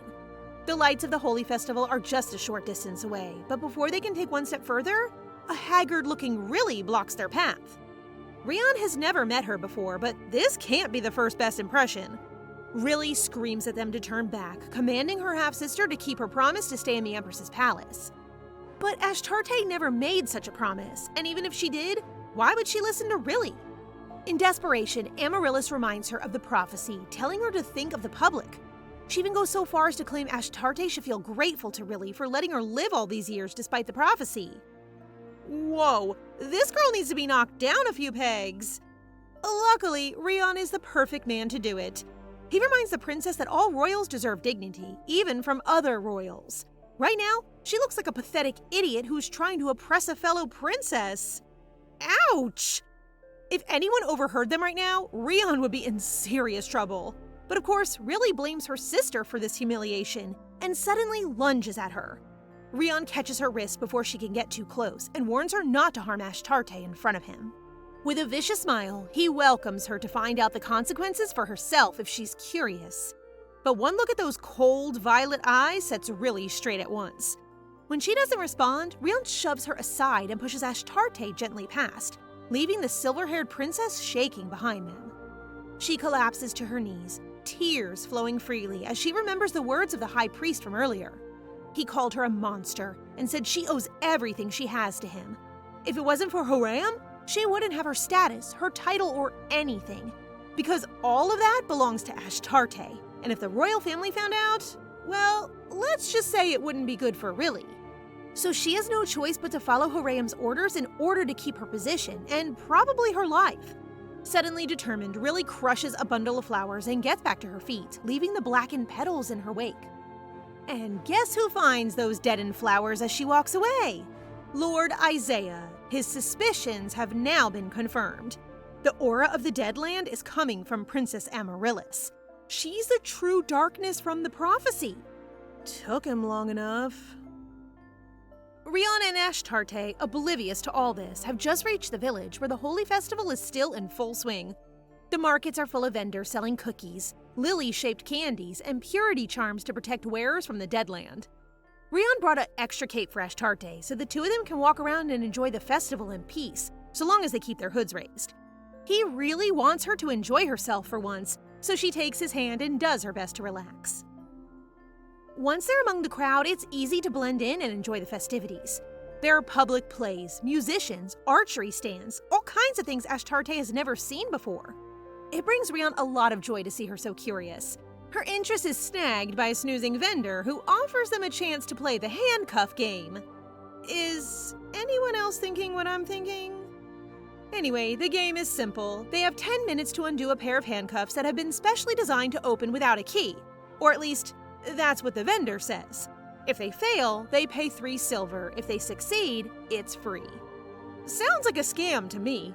Ashtarte thinks so too, but before she can refuse, the vendor has slapped the handcuffs on Rion and started the time limit.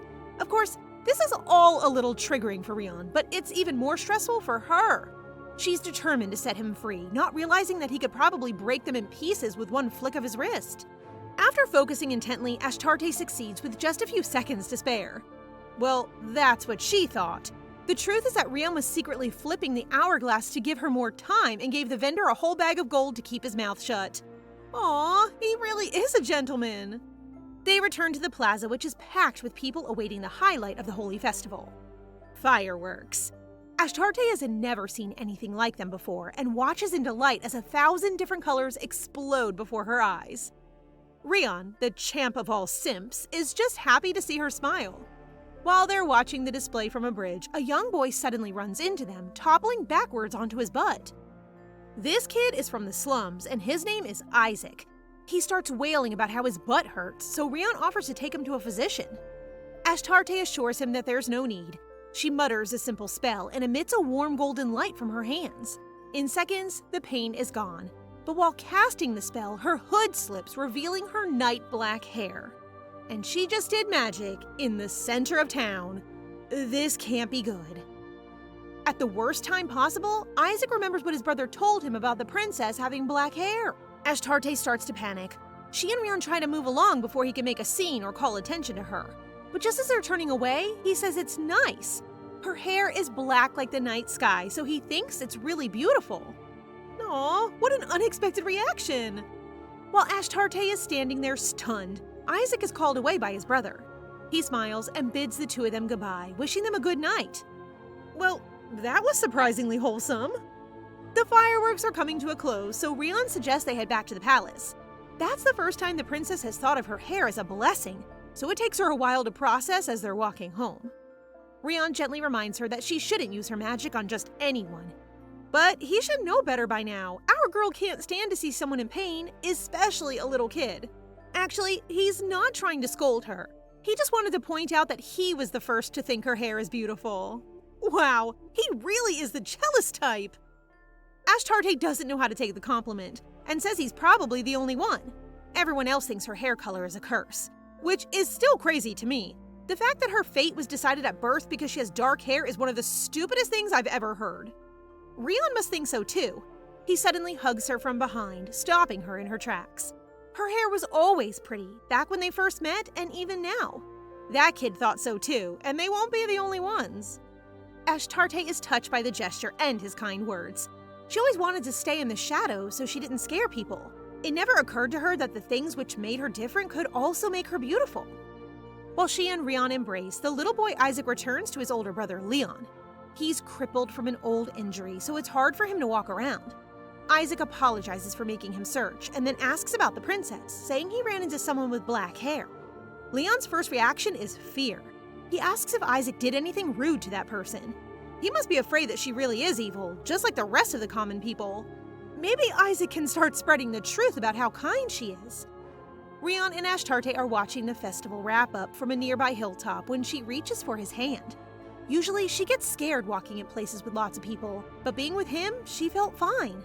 Of all the people she's met, Rion is the only one who understood her loneliness when she was younger. He's also the only one who calls her beautiful, so that helps. With an innocent smile, she asks if he would attend the next holy festival with her too, so that she can explore without feeling scared. Girl, of course he would! I'm pretty sure this guy would climb a mountain if you asked him to. Very pleased, Rion kisses her hand and says it would be his pleasure. The next morning, the magic of the holy festival has come to an end. It's been replaced by the tension between Isaiah and Rion, who both came to visit Ashtarte at the Empress's palace. Things are about as awkward as you'd expect. They keep trying to one-up each other by proving how close they are to the princess. Isaiah is especially hurt when he finds out Ashtarte told Rion to call her by her name, and it only gets worse when she says it's because he's special. Oh boy, that's gonna break the poor kid's heart. Trying to recover himself, Isaiah explains that he did actually visit with a purpose. He asks if anything strange has been happening lately. He doesn't give much reason for asking, other than that as a high priest, he needs to know. Ashtarte hasn't noticed anything strange, and confirms that she hasn't had any interaction with High Priest Horaim other than briefly at the baptism. Though she did notice at the ceremony that she didn't sense the same pure energy from him that she does from the other Holy Kingdom priests. Isaiah clenches his fists and says nothing, which makes her concerned. She reaches out to touch his hand, hoping to comfort him. Instead, both men stand up at once, making her flinch. Geez, could these guys be any more obvious? She suddenly wonders if it was because she touched his hand, so she does it again just to check. Isaiah gets all flustered, while Rion tries to physically restrain her. He uses the excuse that His Holiness is startled and asks her to let go. So of course, Isaiah only holds on tighter. Boys, you're going to rip her apart. Thankfully, Ashen walks in just at the right moment and immediately understands what's going on. This guy knows a love triangle when he sees one.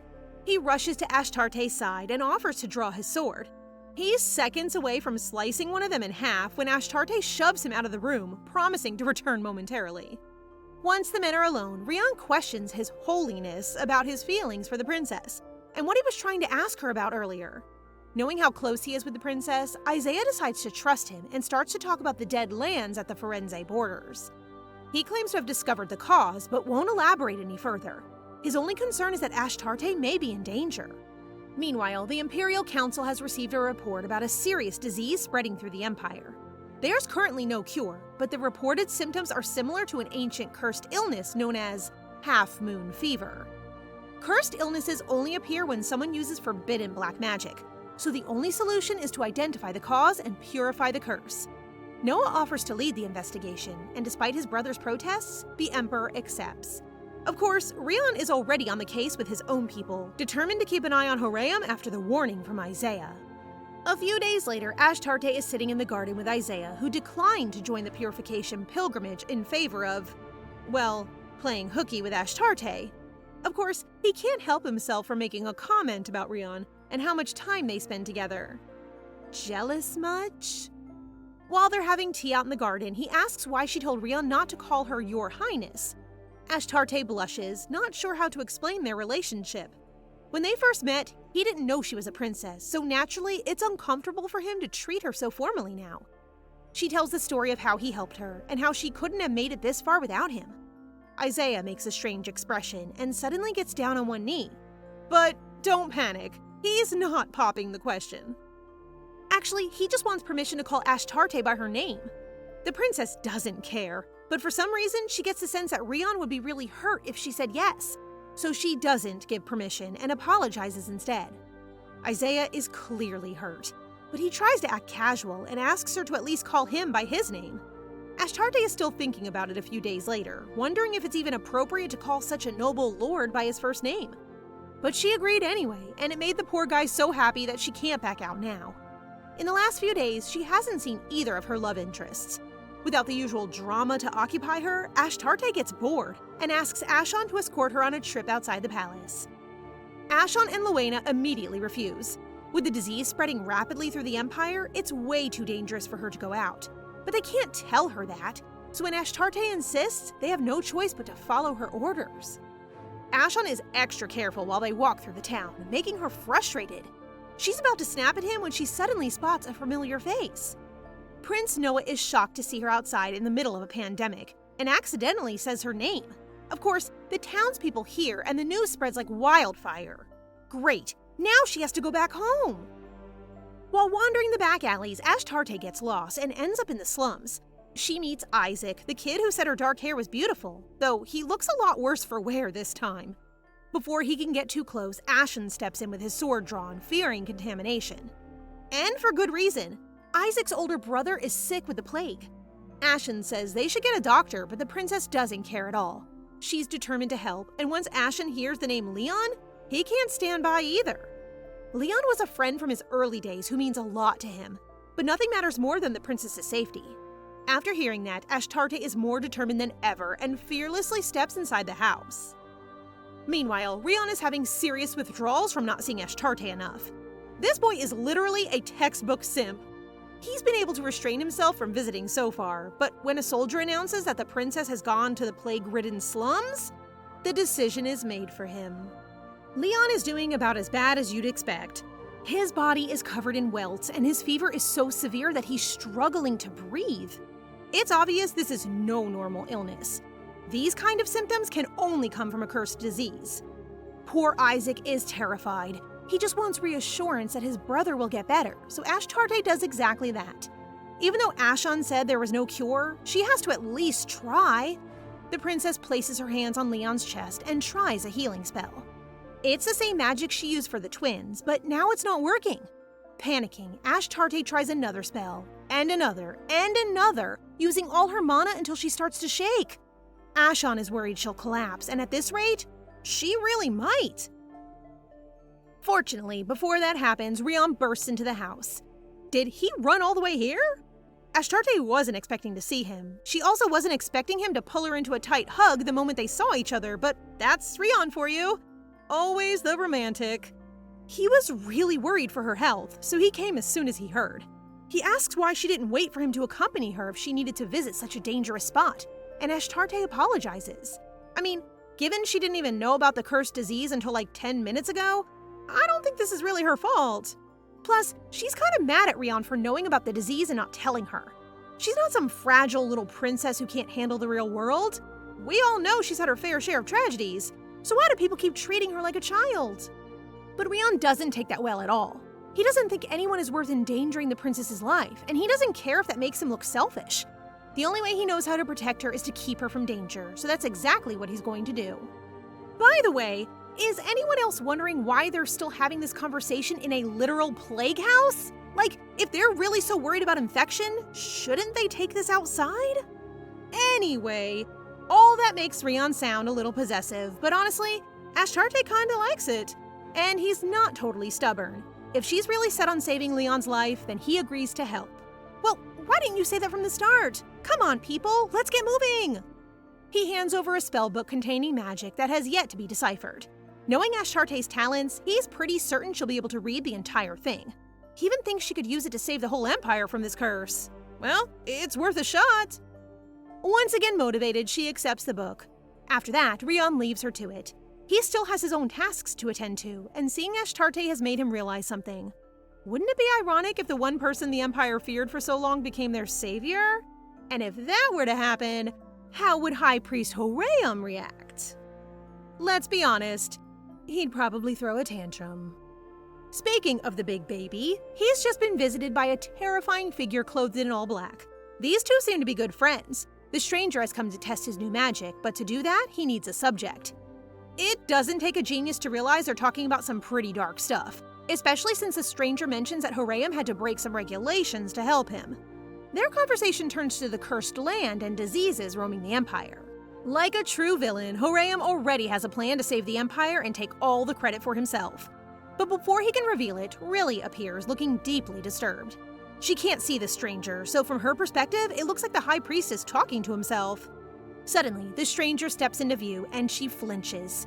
He makes a very creepy comment about how much she's grown since they last met, and even reveals her true nature.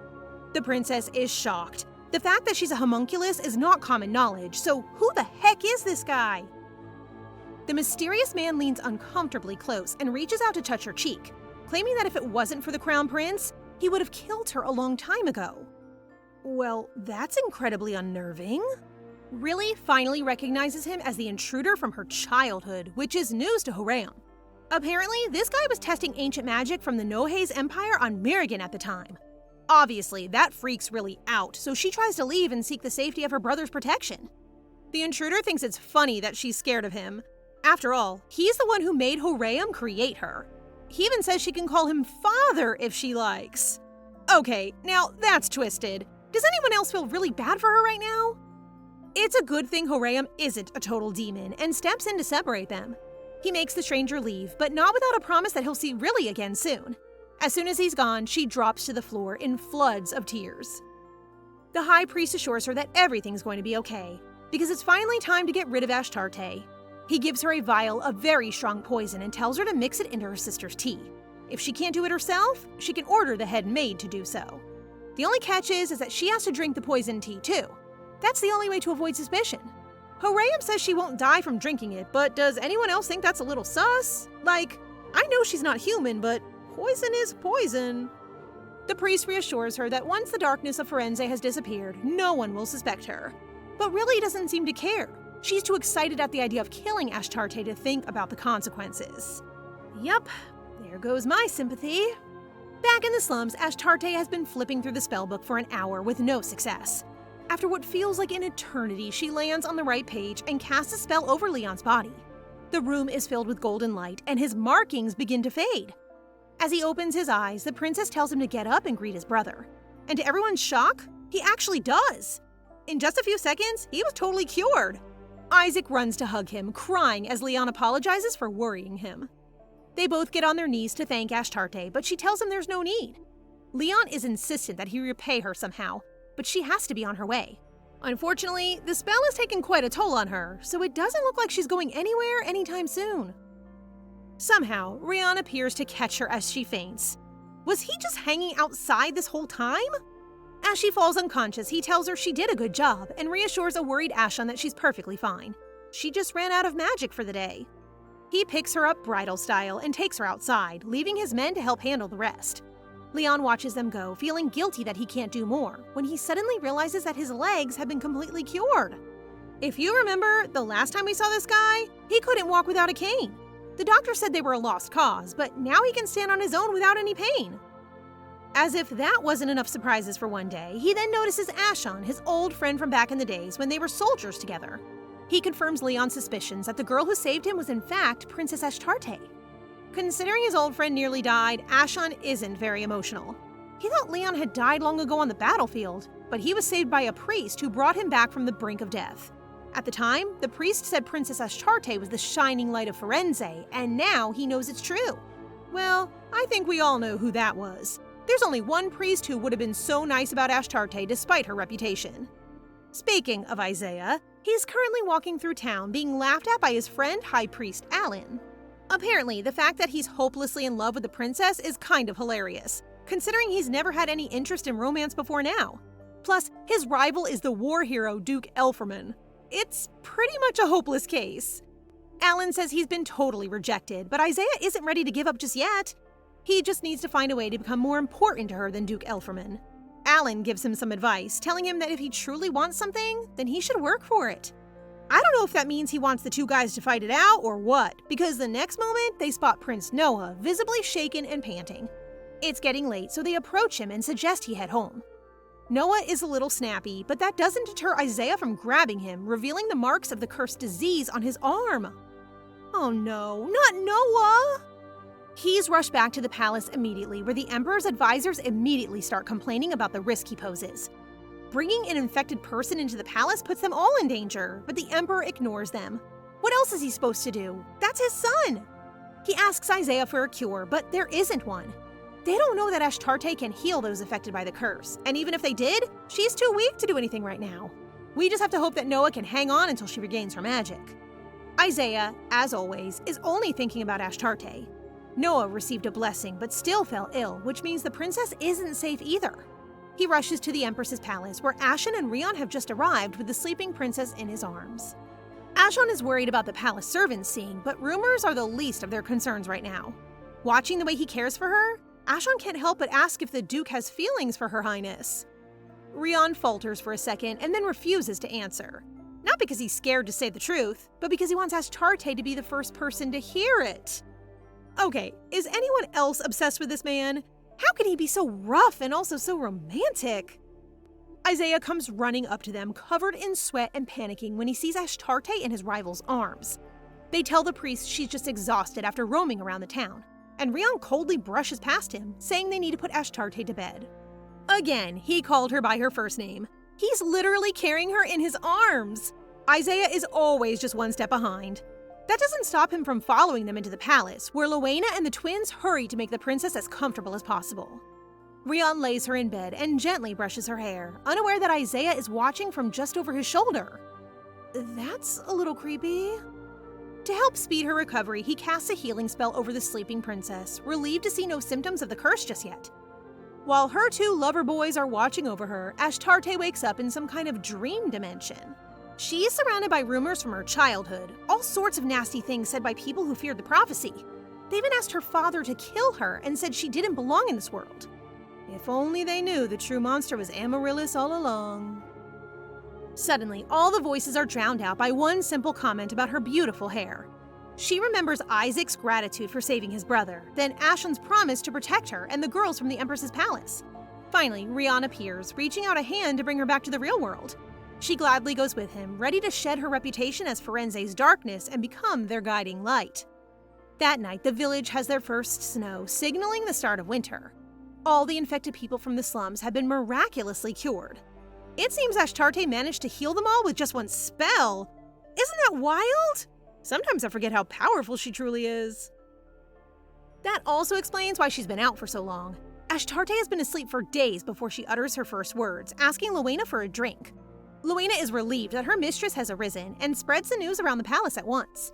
It only takes minutes for the boys to arrive, each as concerned as the other. Isn't stress bad for patients with exhaustion? Someone give this girl a break! It's obvious they rushed over as soon as they woke up. Isaiah's brooch is twisted and Rion's clothes are all crumpled. It's kinda cute, actually. She apologizes for making them worry and thanks Isaiah for casting a recovery spell. Rion isn't exactly stoked to hear her using his first name, but he manages to keep a lid on his temper. Despite her amazing recovery, Isaiah still seems very worried about her health and asks her to stay inside the palace. He accidentally mentions that even blessed Prince Noah wasn't safe from the curse, so naturally, Ashtarte runs to see him at once. Even while she's sprinting, the princess is surprised at herself. She wanted her family to suffer the way she has all these years, so shouldn't she be happy that her brother is ill? Suddenly, she trips, which is basically Rion's signal to appear out of thin air and catch her. Seriously, was he running alongside her or something? Anyway, there isn't time to thank him or ask questions. As Rion reminds her, the most important thing right now is to save her brother. She arrives just in time to find Merrigan hesitating at the door to Noah's room. He's surprised to see her and asks her to go back home since it's too dangerous. He tries to assure her that he can take care of the prince, but Ashtarte won't listen to reason. Isaiah tries to stop her, but Rion catches him. He's the only one who's seen what she can do, though it's kind of frustrating that he's decided to be all mysterious rather than explaining that she actually will be fine. As much as he hates to see it, Rion is so confident that Isaiah has no choice but to trust him. Inside the bedroom, Ashtarte is approaching Noah, who looks really, really sick, like on death's door type of sick. Even in his state, he still recognizes her and begs her to leave before she can become infected. See? He is a good brother. To prove it, he takes this chance to apologize to her for everything, even though he knows she won't believe him. Ashtarte doesn't correct him. Actually, she says straight up that she won't ever be able to like him. Damn, girl, he's literally on his deathbed. Couldn't you be a little kinder? But Noah doesn't mind. He's just relieved to hear her say that she might forgive him one day. And for that reason, he has to live. She takes his hand and uses her magic, filling the room with light. It's so bright that even the guys outside realize what's happening, though they can hardly believe it. Isaiah knows the curse is being lifted and turns to Rion, asking if he knew. Look at his smug little face. Of course he knew. Once Ashtarte lets go, Noah is completely cured. His wounds have disappeared, and he looks 1,000 times better. He pulls his sister into a hug and thanks her. After that, the news of her saving the prince's life spreads through the empire. The curse in the slums was also lifted, leading people to believe that the one they call the Star of Darkness is actually some kind of saint. For the last 15 years, everyone thought she was the villain of this story, but finally, the truth is out. For the first time, people are starting to question the prophecy. I mean, it's no small feat to revive an ancient magic and save a member of the royal family. As thanks for her actions, Noah and the Emperor have sent endless bouquets of flowers and letters thanking her. The twins ask if they should throw them away, but she heard from Ashon that the one who spread the rumors about her powers was Prince Noah, so instead she asks for the flowers to be placed in her bedroom. Isn't that sweet? Part of her thinks they're just trying to rid themselves of guilt, but Noah really is going all out. He's even been handing out cookies in her name to improve her reputation. But along with all this goodwill comes the realization that Ashtarte has ancient magic at her fingertips.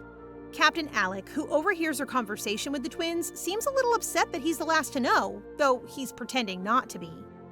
Suddenly, remembering an appointment, she rushes to meet the boys for tea in the garden. They ask if anything has changed since the incident, mainly if High Priest Horam has been in contact. At this point, it's pretty obvious that they know something she doesn't, so she asks them straight up. Isaiah seems worried about upsetting her, so Rion explains for them both. It all starts with the prophecy that defined her whole life.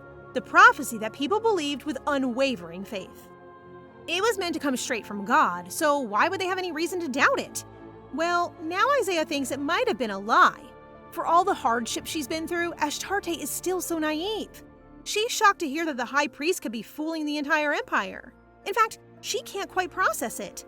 The idea that her whole life could have been a lie, that all her suffering is because of one person's greed? You can't blame her for being suspicious. Seeing her worry, Rion grabs her hand and tells her not to worry. She doesn't have to do anything except be herself. That makes her feel a lot better, but makes Isaiah feel a lot worse. They take a stroll around the garden while he explains the cause of the dying land. The only possible explanation is that something unholy is lurking in Firenze. Something that isn't human. The only person Isaiah has met with that kind of aura is Princess Amaryllis. The two of them are certain she's the cause of all of this, and has only got away with it because she's being backed by Horam. The only problem is, they don't have any proof. Plus, they don't understand the High Priest's motivations. He already has money, power, and honor, so what is he trying to gain? At just that moment, a letter arrives from Princess Amaryllis, inviting her to afternoon tea. Here we go, people. This must be her attempt to kill her sister. And, in case you had any doubt, she's currently staring lovingly at the vial of poison in her bedroom. This girl is certified insane. While his daughter is playing with poison upstairs, the Emperor is despairing about the hypocritical nobles in his court. When Noah was ill, they all cleared out and pretty much abandoned the royal family. Now that he's all better, they came scurrying back like nothing had ever happened. Merrigan approaches him with news, but the Emperor says he's too exhausted to hear it. That is, until he mentions Ashtarte. He perks up at once, worried that something happened to his new favorite daughter. She's fine, for now, but after demonstrating ancient magic that no one else had been able to revive, Mirrigan has reason to believe that she can read every ancient language. His father thinks it's ridiculous. You can't just pick up an ancient language the way you can pick up French or Spanish. Anyone who can read more than one ancient language is currently considered a genius. So the idea that she can read all of them? Well, you can understand why he's doubtful. But Mirrigan saw her powers for himself, and he didn't recognize the magic she was using. It was a spell that purified the curse. It wasn't some lucky guess. She knew exactly what she was doing. The Emperor still doesn't quite believe it, but if that is true, her talents could only be a blessing from God. Finally, we return to Ashtarte, standing outside Princess Rilly's palace. Rion came with her, of course. There's no way he would have let her walk into this place on her own. She feels a little uncomfortable bringing an uninvited guest to tea, but Rion isn't budging. He promises not to interrupt and says he'll wait outside. Besides the fact that he wasn't invited, Ashtarte is always nervous around Rion these days. Ever since that day in the slums, she's found her heart racing just from being near him. And this girl actually has the nerve to wonder if he feels the same. Bestie, he could not have made it more clear. Just as she's about to ask him, he poses a question of his own. He steps closer, leaning down to her height to ask when she started calling Isaiah by his first name. Damn, really thought we were going to get a confession just then. Ashtarte still hasn't figured out why he's so bothered, but she tells him it hasn't been long. And she knew he wouldn't like it if Isaiah started using her name, so she refused and used his instead.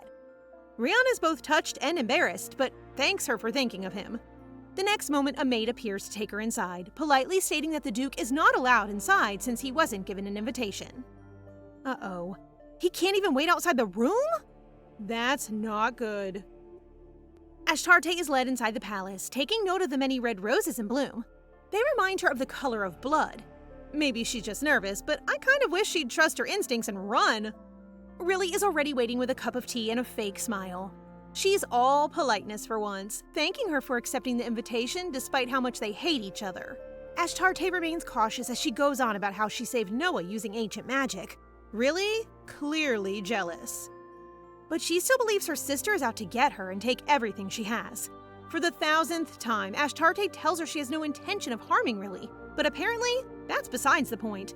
One way or the other, Ashtarte will be the cause of her downfall. Of that, she's certain. And honestly, she's probably right, though not for the reason she's expecting. Rilly does a complete 180 and suddenly gets all friendly again, saying they should learn to get along if she wants to survive. She offers her the tea in the most suspicious way possible. No, seriously, she even says she didn't add anything suspicious. As if that's gonna convince her. But then Rilly takes a sip herself, and since Ashtarte saw her pour both cups, she has no reason to doubt her. She still doesn't understand why Rilly called her here, but she doesn't question any further, and takes a sip from her cup while her sister watches, smiling. No, Ashtarte! I can't believe she actually drank it! She feels the effects instantly, dropping her cup and coughing violently. Blood is already streaming from her mouth, and her body won't move. While she sits there paralyzed and coughing, Rilly grabs a chunk of her hair and tells her sister that she truly hates her. You don't say. Ashtarte just about manages to ask why. Her sister goes on a classic villainous rant. Everything she ever thought belonged to her was merely borrowed. Her whole life she thought she was the shining princess of light, but the truth is far darker than that. She can't stand the weight of that secret and how she was betrayed by the high priest. Obviously, Ashtarte doesn't have a clue what she's talking about. She asks what was in the tea, but Rilly throws her to the ground instead and tells her she can only live if her sister dies. And she starts bleeding from the mouth as she says it. Ashtarte immediately recognizes the green blood as the sign of a homunculus.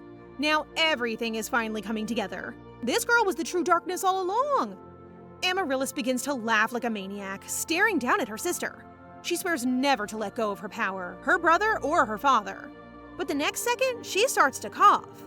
Yeah, I don't think you'll be keeping any of them, bestie. That's what you get for trusting Horam. She's even more surprised that Ashtarte sees green blood covering her hands. Her vision starts to fade and her stomach aches. Her first thought is to find Mirrigan and beg him for help, which is kind of sad actually, but she hardly takes 2 steps before she drops to the ground, just the same way her sister did. When her maid returns to the tea party expecting to find one dead princess, she instead finds two. While all this drama has been going on, poor Rion has been waiting outside, getting more worried by the minute. He would have stormed in already by now if he hadn't promised to keep his cool.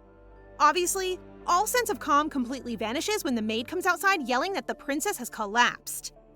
Oh dear, I think we're about to see the real butcher of Elforman. He shoves her aside and sprints into the palace, rushing in to find both girls on the ground. He takes her in his arms, trying to find a pulse or a sign that she's breathing. Trying his best to stay calm, Rion picks her up, planning to take her to Isaiah. But the maid stops him, begging to take Princess Amaryllis with him.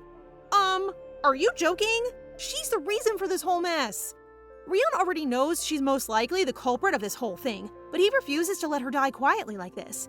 If there's any chance of reviving, really, he wants to take it, just so he can kill her himself. Our golden hair angel gets to work right away, working a healing spell while Rion desperately clutches her hand. He cast a detoxification spell to rid her of the poison, but there's no way of knowing if it's worked just yet. Once Rion explains what happened, Isaiah looks to Amaryllis, still out cold on the couch. Isaiah seems very unwilling to treat her, so Priest Alan steps in to try and help. But his holy magic is completely repelled by Riley's homunculus energy. Wait, did the High Priest know this would happen? Was he trying to kill them both?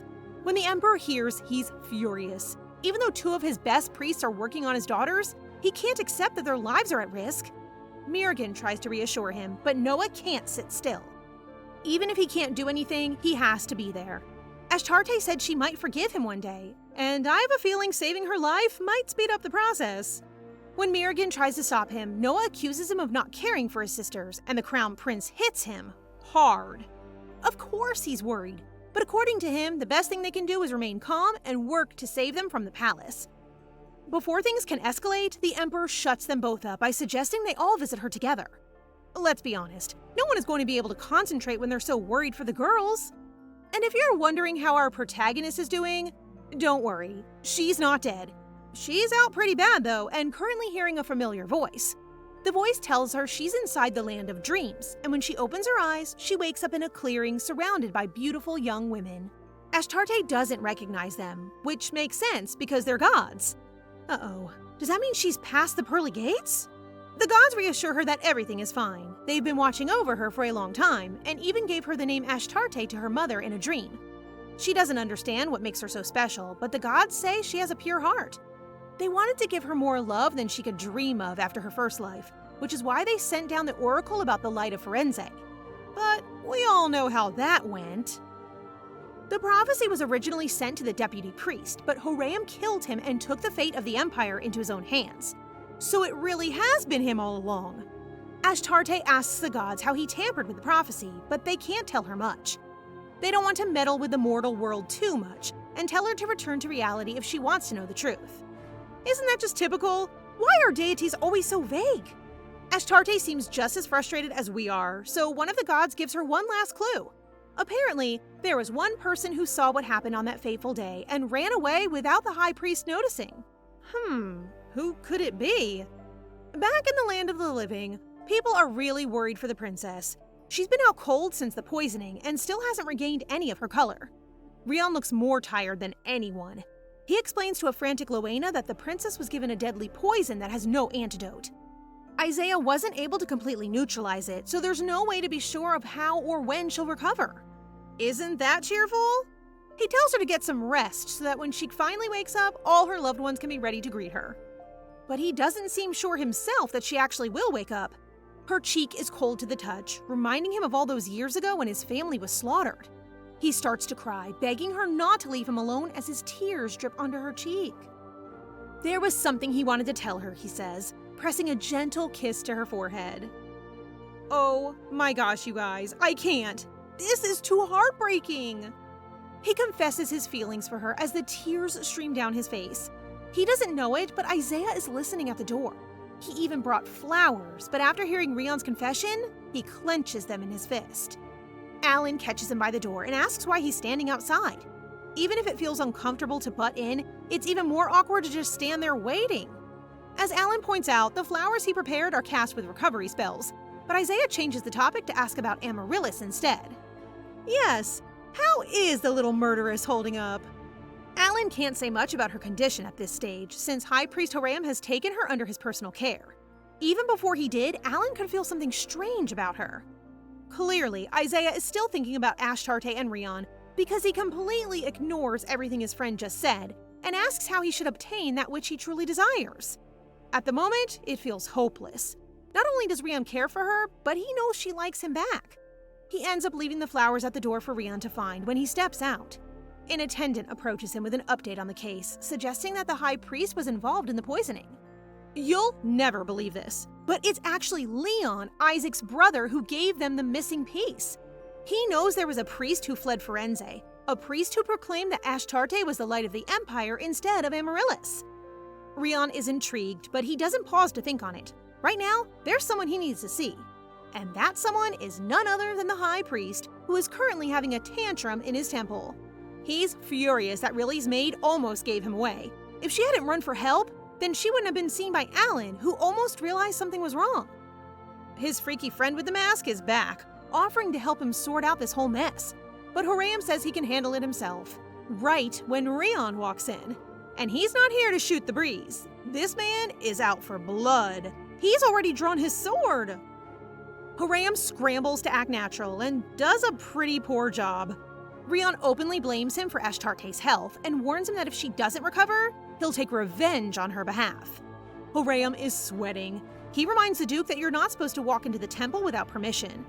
But I think anyone can tell Rion doesn't care about the rules at this point. Just to prove it, he lifts his sword to the High Priest's neck, wondering if he'll feel better once Horam is dead. Damn, I forgot how scary he can be. Horam drops to the floor and starts shouting about blasphemy and how it's offensive to attack a priest. Rion coldly reminds him that a sinner's sins will always find them, and then storms out, slamming the door behind him. Is anyone else a little disappointed? I kinda wanted to see Horam get what he deserves. Once he's gone, the masked man remarks that he has quite the imposing presence. Horam immediately turns to him and asks him for help. So I guess all that about handling it himself was just talk, huh? The masked man, whose name is Reynold, leans down in the creepiest way possible and asks for his request. I can already tell this is going to end badly. Back at the palace, Mirrigan and his father are listening to Ashtarte's breathing, trying to tell if she's recovered or not. Noah pulls them away, telling them to give her space, and the conversation turns to the other princess, the one they all seem to have forgotten about. Horam has spread the word that she's recovering, but there's no way to know if that's true. Just like her sister, she still hasn't woken up yet. The head maid has been charged with the crime of poisoning the princesses, but she keeps pleading her innocence. The Emperor has been feeling burdened lately by his past actions towards his daughter. Given everything that's happened, he understands why she won't call him father. But that doesn't mean he loves her any less. They're all worried, but there's no need to be. Ashtarte is just now being sent back to the mortal world with the reassurance of the gods that they will protect her. As the lead goddess bids her farewell, her appearance transforms, revealing her true identity as Ashtarte's mother. The poor girl wakes up with tears running down her face, still crying out for her. But at least she's awake. Her family hurried to call for a priest, delighted that she's awake. Ashtarte is the only one who isn't happy. She was hoping to see Rion before anyone else. Fortunately, this man has a sixth sense for all things Ashtarte and already knows she's awake. While he's rushing to her side, Isaiah has finally revealed the truth about Amaryllis to the Emperor and the princes. Of course, it sounds totally insane to them. Actually, it sounds like treason, especially without proof. That's when Alan steps forward and announces that his magic was deflected when treating the princess. Plus, Riley refused to be baptized, so I don't know, but all that sounds pretty suspicious to me. Of course, the Emperor won't hear any of it. That means there's only one way to prove it, by bringing them a sample of her bright green blood. Obviously, that's a slightly sensitive request, but Isaiah is brave enough to ask that he be allowed to treat her personally in order to do so. To everyone's surprise, the Emperor agrees. So that night, Isaiah comes to see Ashtarte, who was really hoping it was Rion. Ouch. But Isaiah doesn't care. He gives her a huge hug, surprising the princess. He even apologizes for not being Rion and begs to stay like that for just a moment longer. Poor guy. Just then, the real Rion appears and grabs Isaiah, pulling him away from Ashtarte. Instead of, I don't know, checking on her to see if she's okay, he scolds Isaiah for acting overly friendly with the princess. Guys, now is really not the time for a fight. The only thing that breaks them up is Ashtarte having a coughing fit. After that, Luena pays a visit and brings her some tea. She is just the right person to keep the boys at bay, warning them not to misbehave while she's recovering. Damn right!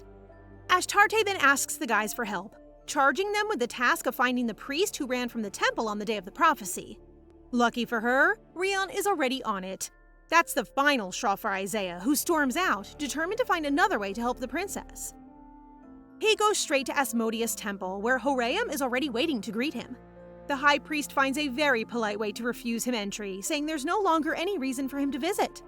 And if that sounds ominous to you, that's because it is. The next moment, he reveals that Princess Amaryllis has passed away. That evil man! Was this his plan all along? Turns out Mirrigan was right behind him. He forces his way inside, screaming for his sister, who is already laid out in her coffin. Geez, they didn't wait around, did they? Horam is practically grinning as Mirrigan demands answers. While he's shaking the high priest, Isaiah has noticed that Riley's body has been drained of blood. Almost like someone got rid of it on purpose to hide the evidence. Wait, seriously? So now there's no way to prove that she was the villain? I can't believe it! Just as Isaiah is giving up, he spots Horam's brooch on the ground. The priest is now claiming that the princes should be grateful to him. The prophecy has finally been fulfilled, proving that Ashtarte would end Amaryllis and bring ruin to the Empire. Is that something to be grateful for? This guy is insane! As if that wasn't crazy enough, he opens the door to reveal smoke rising from the imperial palace. There's already a mob forming at the gates, demanding Ashtarte's death. That's the power of black magic. I guess Reynold proved his abilities after all, and now he's after Rion. How did everything go so wrong so fast? Just a few chapters ago, people were starting to believe Ashtarte might be good, and now everything is up in flames. So guys, what do you think of this story so far? Please subscribe and turn on notifications for updates on this and all our other stories, so you can be the first to find out when they're out. Thank you so much for your support. See you in the next one!